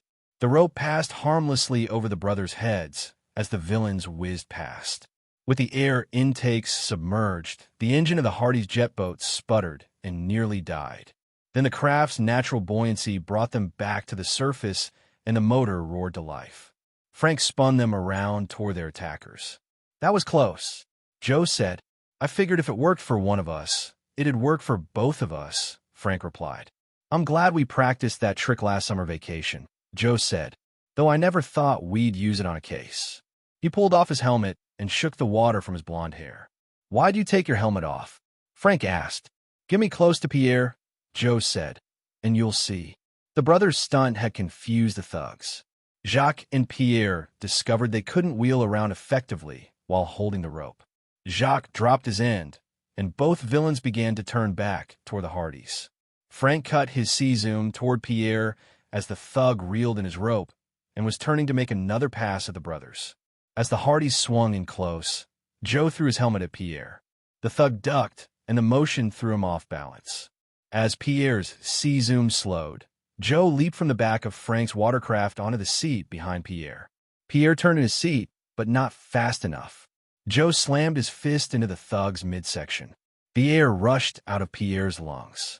Joe followed up with a clout to the villain's jaw. Pierre's head flew back, and he sailed off the sea zoom and splashed down into the chilly water of Lake Champlain. His life vest kept the unconscious villain from sinking. Joe scrambled forward and took the craft controls. He jockeyed the machine next to Frank as the other thug barreled toward them. The next moment, though, the truth of the situation sank into Jacques' mind. Realizing he was now outnumbered, Jacques slowed his watercraft and began to turn. Frank smiled. "It would have been smarter for them if they'd taken off when your boat got swamped," he said. "They could have outrun us easily, then. Now, though," Joe smiled in return. "Let's get him." The brothers streaked forward as Jacques turned tail and ran. "Hurt him that way," Joe yelled, pointing. Frank nodded, and the two of them zipped along either side of the thug, corralling him the way they wanted him to go. Jacques glanced back as he ran, fear in his eyes.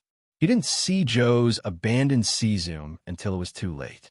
The watercraft sat half submerged in the water, just where it had been when Pierre had nearly run over Joe. Jacques' sea zoom hit the obstacle as though it were hitting a brick wall. The boat stopped suddenly, flipped in the air, and threw Jacques from the saddle. The villain somersaulted and crashed into the chilly water. The blow knocked Jacques unconscious, but his life vest brought him to the surface and kept his head above water. "What goes around comes around," Joe said with a grin. "You know, I almost hate to call water rescue for these yahoos." Frank chuckled. "Let's call it in and then get that guy who stole Curtis's boat," he said. They made the radiophone call to the authorities as they sped down the lake, looking for some sign of the other craft. "He's got a really big start on us," Joe called to his brother. "We'll be lucky to catch this guy." "That's assuming he kept going," Frank said. "I'm betting that he'd abandon the sea zooms and use some other, faster form of transportation once he's gotten what he wants." Joe frowned. "Then we'll still be lucky to catch him. Throttle up and keep your eyes peeled." They sped north for another 5 minutes, skirting the coast of Grand Isle, looking for any sign of the black racer. As they passed a large forested island on the right, Joe pointed. "There he is." The intruder's sea zoom was pulled up on a strip of sand along the island shore. Curtis's stolen watercraft bobbed in the water next to the other sea zoom. The brothers pulled into the shallows and hopped off their jet boats. They splashed over to the two crafts. The equipment hatch under the seat of Curtis's sea zoom had been thrown open and its contents emptied. "I think it's a safe bet that that guy found what he was looking for," Frank said. "Let's just hope he hasn't gone too far with it," Joe replied. "Come on," he said, pointing to a line of tracks in the sand. It looks like he went inland. Experience had prepared the brothers to track a person through the woods in broad daylight, and the Hardys had no difficulty picking out the intruder's trail.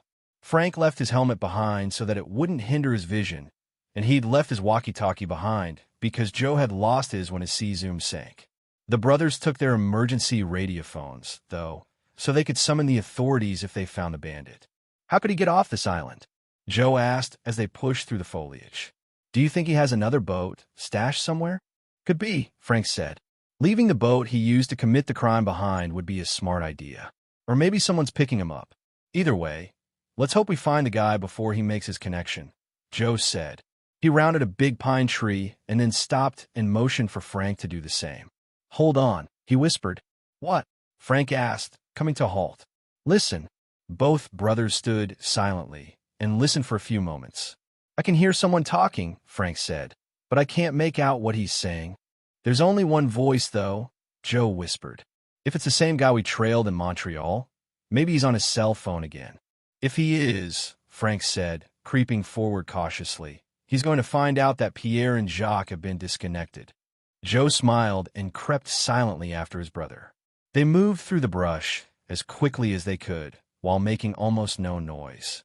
The going was slower than either of them would have liked, but they hoped that moving silently would give them the element of surprise over their foe. As they neared the other side of the island, the woods opened into a wide clearing. On the far side of the clearing, the Hardys saw water glistening beyond the woods. Standing at the opposite edge of the clearing was a man dressed in a black leather jacket and jeans. A large backpack dangled from his left shoulder. A black racing helmet covered his head, and he had a cell phone pressed close to the side of the helmet. Just as Joe had surmised, the man was talking on the phone. "Went perfectly," the man said, his voice muffled by the helmet. "Yeah, I'm at the arranged spot now. I'll see you when you get here." As the bandit spoke, Joe and Frank crept forward across the clearing. The brothers moved apart as they went, hoping to catch the criminal from both sides. When they were within 20 feet of their quarry, the man hung up his cell phone. Suddenly, he spun. He held a gun in his gloved right hand. He pointed the weapon at the brothers. "Take another step," he said, "and you're dead." Chapter 15. The Final Deception. The bandit chuckled. "You guys are quiet," he said, "but this helmet doesn't make me completely deaf. What does it take to get rid of you two, anyway?" "More than you and your thugs have got," Joe said. "You'll never get away with this, you know." Try as he might, the younger Hardy couldn't make out the bandit's face beneath the dark visor helmet. The faceplate muffled the man's voice as well, effectively disguising it. This time the criminal actually laughed. "I've already gotten away with it," he said. "You two are a minor inconvenience, at best. Just a rest stop on the way to my big payday." "What did you do with Pierre and Jacques, anyway?" "Left them floating in the lake," Frank replied. "Where the cops can pick them up," Joe added. "Well," the man said, "I'm impressed, but not too impressed. Jacques and Pierre were expendable anyway. Just like Curtis Collins and Frid." Joe asked, The man in black nodded. Yeah, just like those three. They didn't really have any idea what you're up to, did they? Frank said. No more than you boys do, the man replied. You'd be surprised what we know, Joe said. For instance, it's hardly worth all this trouble to smuggle a few prescription meds from Canada into the U.S., Frank said. But experimental meds, ones based on secret formulas, that's a whole different story. We heard the reports about the pharmaceutical plant break-in and the stolen medicine on the news, Joe said. They didn't seem to have anything to do with the race, so it took us a while to put two and two together. You guys are pretty smart after all, the man said, but not smart enough to beat me at this late stage of the game. My ride will be here any minute, and you two are going to sit tight until it comes. A question before you go, Frank said. How many of the race's accidents did you arrange? The man chuckled. The ski lift, your bike, and Victoria Clemenceau's, poor George's trouble, of course, and Baldwin's boat. Of course, Joe added, nodding slowly. And the rest were merely normal accidents? You've got it, the man said. My employer figured that if the race officials had enough trouble to keep them busy, they wouldn't tumble to our smuggling plan. And now that I've answered your questions, he said, waving the gun at the brothers, I want you to take off your emergency radios and throw them against that tree. He indicated a big pine at the edge of the clearing. That way, I won't have you making any trouble for me and my ride. They'll catch you anyway, you know, Frank said. I doubt it, the man replied. They don't have any more idea who I am than you do. Frank and Joe exchanged a quick glance, but the man didn't notice. Now, get rid of those phones, the helmeted man said.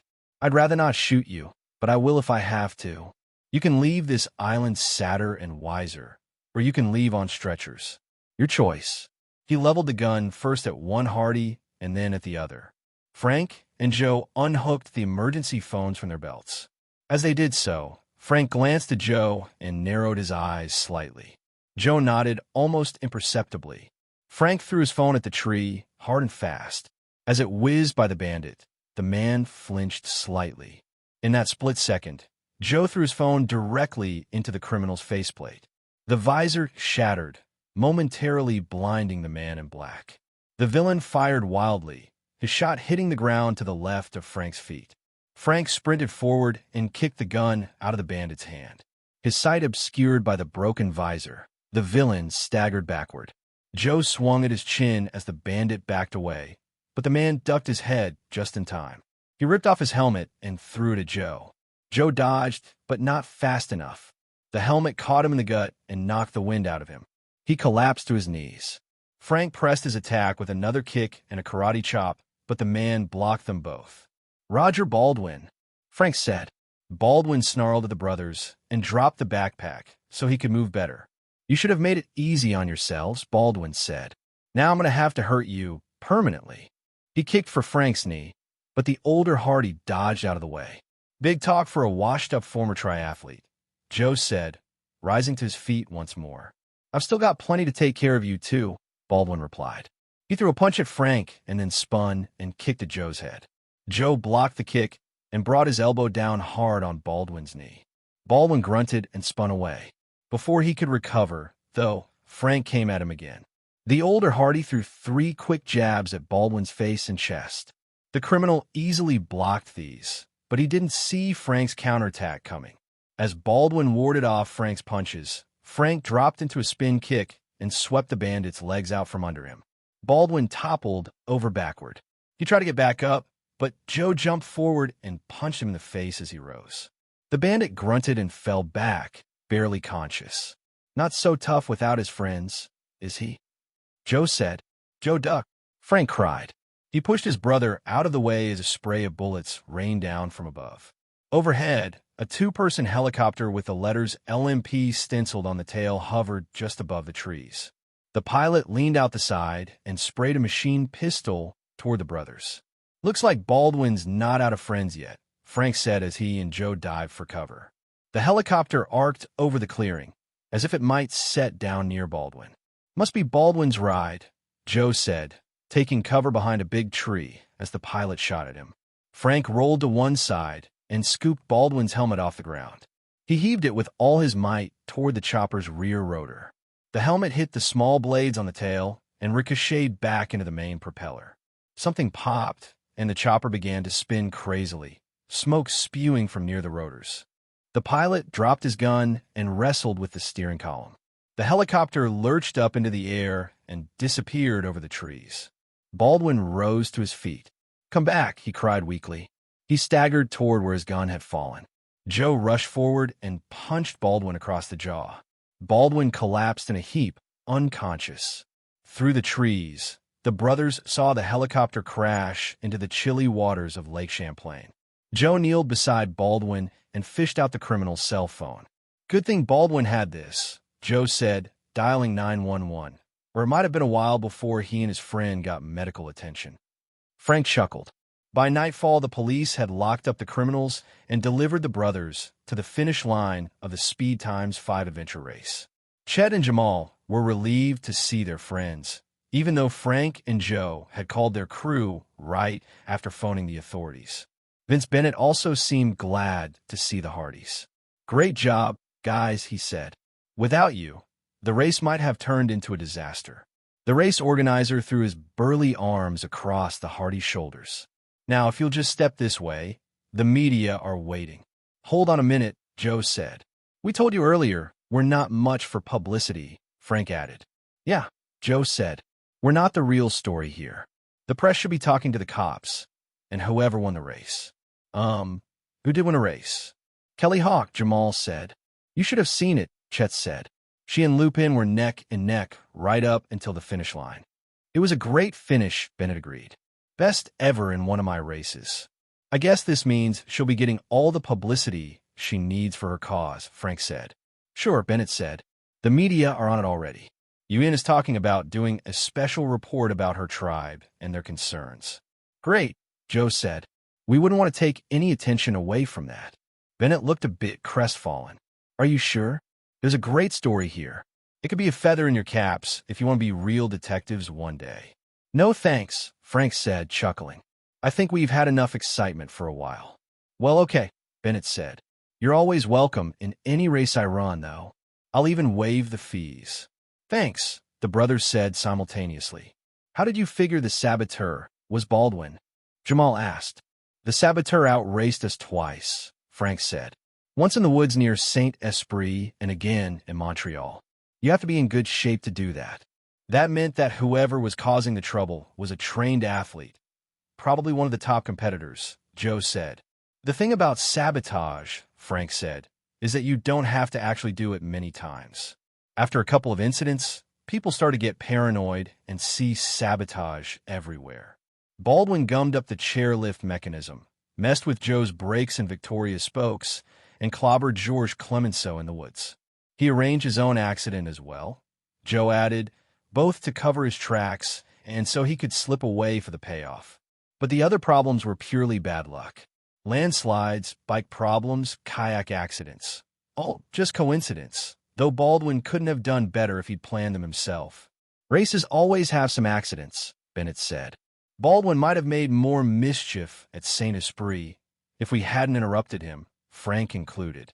"I'm sure he was constantly checking on Collins, Frid, and Curtis, as well as trying to see where they had the meds stashed. He'd need to know that to protect the goods during the race," Jamal added. "I still can't believe that those three were in on this scheme," Chet said. "They were and they weren't," Joe replied. "They knew they were smuggling something, but they didn't actually know what it was. They thought it was just some harmless prescriptions, not a stolen prototype medicine." Frank nodded. "I wondered why Baldwin helped Maggie Collins on the river, then never stopped to help any other racers who got in trouble," he said. "When we discovered she was part of a smuggling ring, it all became clear. Baldwin didn't know whether she had the meds in her boat that day," Joe said. "He had to help her because he couldn't take the chance that she'd go down with the loot. Baldwin stuck pretty close to the three of them all during the race," Frank said. "That was his job, to keep an eye on the couriers and then to take the goods away from them when the time came. The only time Baldwin moved ahead of the students was on the last day, when he needed the extra time to set up his boating accident. After that, he hooked up with Jacques and Pierre, who were planted as part of the medical crew by Baldwin's boss, Philippe Lautel," Joe said. "The pharmaceutical manufacturer who supplied the EMTs for the race." Bennett asked, Yeah, Frank said. We saw his limo near the hotel in Montreal. It was only much later that I realized the license plate I saw part of could have been LMP001, the kind of vanity plate suitable for the head of Lautel Medical and Pharmaceutical. He'd arranged to have the meds stolen from a competitor, then set up the smuggling scheme. He was also the pilot of the helicopter that came to pick up Baldwin. If you want something done right, do it yourself, Jamal commented. With his skill and conditioning, Baldwin could have done a lot better in the race if he'd really been trying, Joe said. So he was never really interested in the race, Chet said. The money probably wasn't worth his time, Joe replied. Smuggling stolen experimental pharmaceuticals probably paid much better. Or would have, Jamal said, if he'd gotten away with it. Which he didn't, thanks to you too, Bennett put in. Why'd Baldwin and his boss try to cut those kids out, though? Why take the chance that Collins, Curtis, and Frid might be discovered by customs officials at the end of the race? Frank said. Plus, by stealing the goods from them, Baldwin and Lautel wouldn't have to pay Curtis and the rest, Joe added. Why pay for a botched smuggling assignment? If you guys hadn't been there, it might have worked, Jamal said. If we hadn't heard the reports about the break-in and theft on the radio, Frank said, we might never have tumbled to the real scheme. Good thing we paid attention to the news, Joe said, even if we didn't remember the news stories right away. Speaking of work, Bennett said, I've got to get back to my job. And oh, I nearly forgot. He dug into one of the many pockets on his khaki vest and pulled out some papers. I spoke to the race sponsors. They wanted to reward you all for what you've done. So, here are 4-week-long passes to the Fire Creek Mountain Resort, all expenses paid. Use them at your leisure. You may not have won the race, but you did something just as important. Thanks, said Joe and Frank. Great, Chet said, his eyes lighting up. That means we've all got a free vacation whenever we want it. Joe and Frank rubbed their many bruises and glanced at each other. After 6 days of competition, they were beat. I don't know about the rest of you, Joe said, but Frank and I could use that vacation right now. Thank you for listening to this audiobook. We hope you enjoyed the story. Your feedback is invaluable in helping us improve the quality of our audiobooks. We appreciate your support and look forward to bringing you more stories in the future. If you have any audiobooks you would like us to make, please comment on this video. If you enjoyed this audiobook and want to support more projects like this, please consider becoming a Patreon member. Patrons receive special access to exclusive audiobooks, early access to new releases, and the ability to listen to the MP3 audiobook versions. You can find the link to our Patreon page in the description below. Until next time, happy listening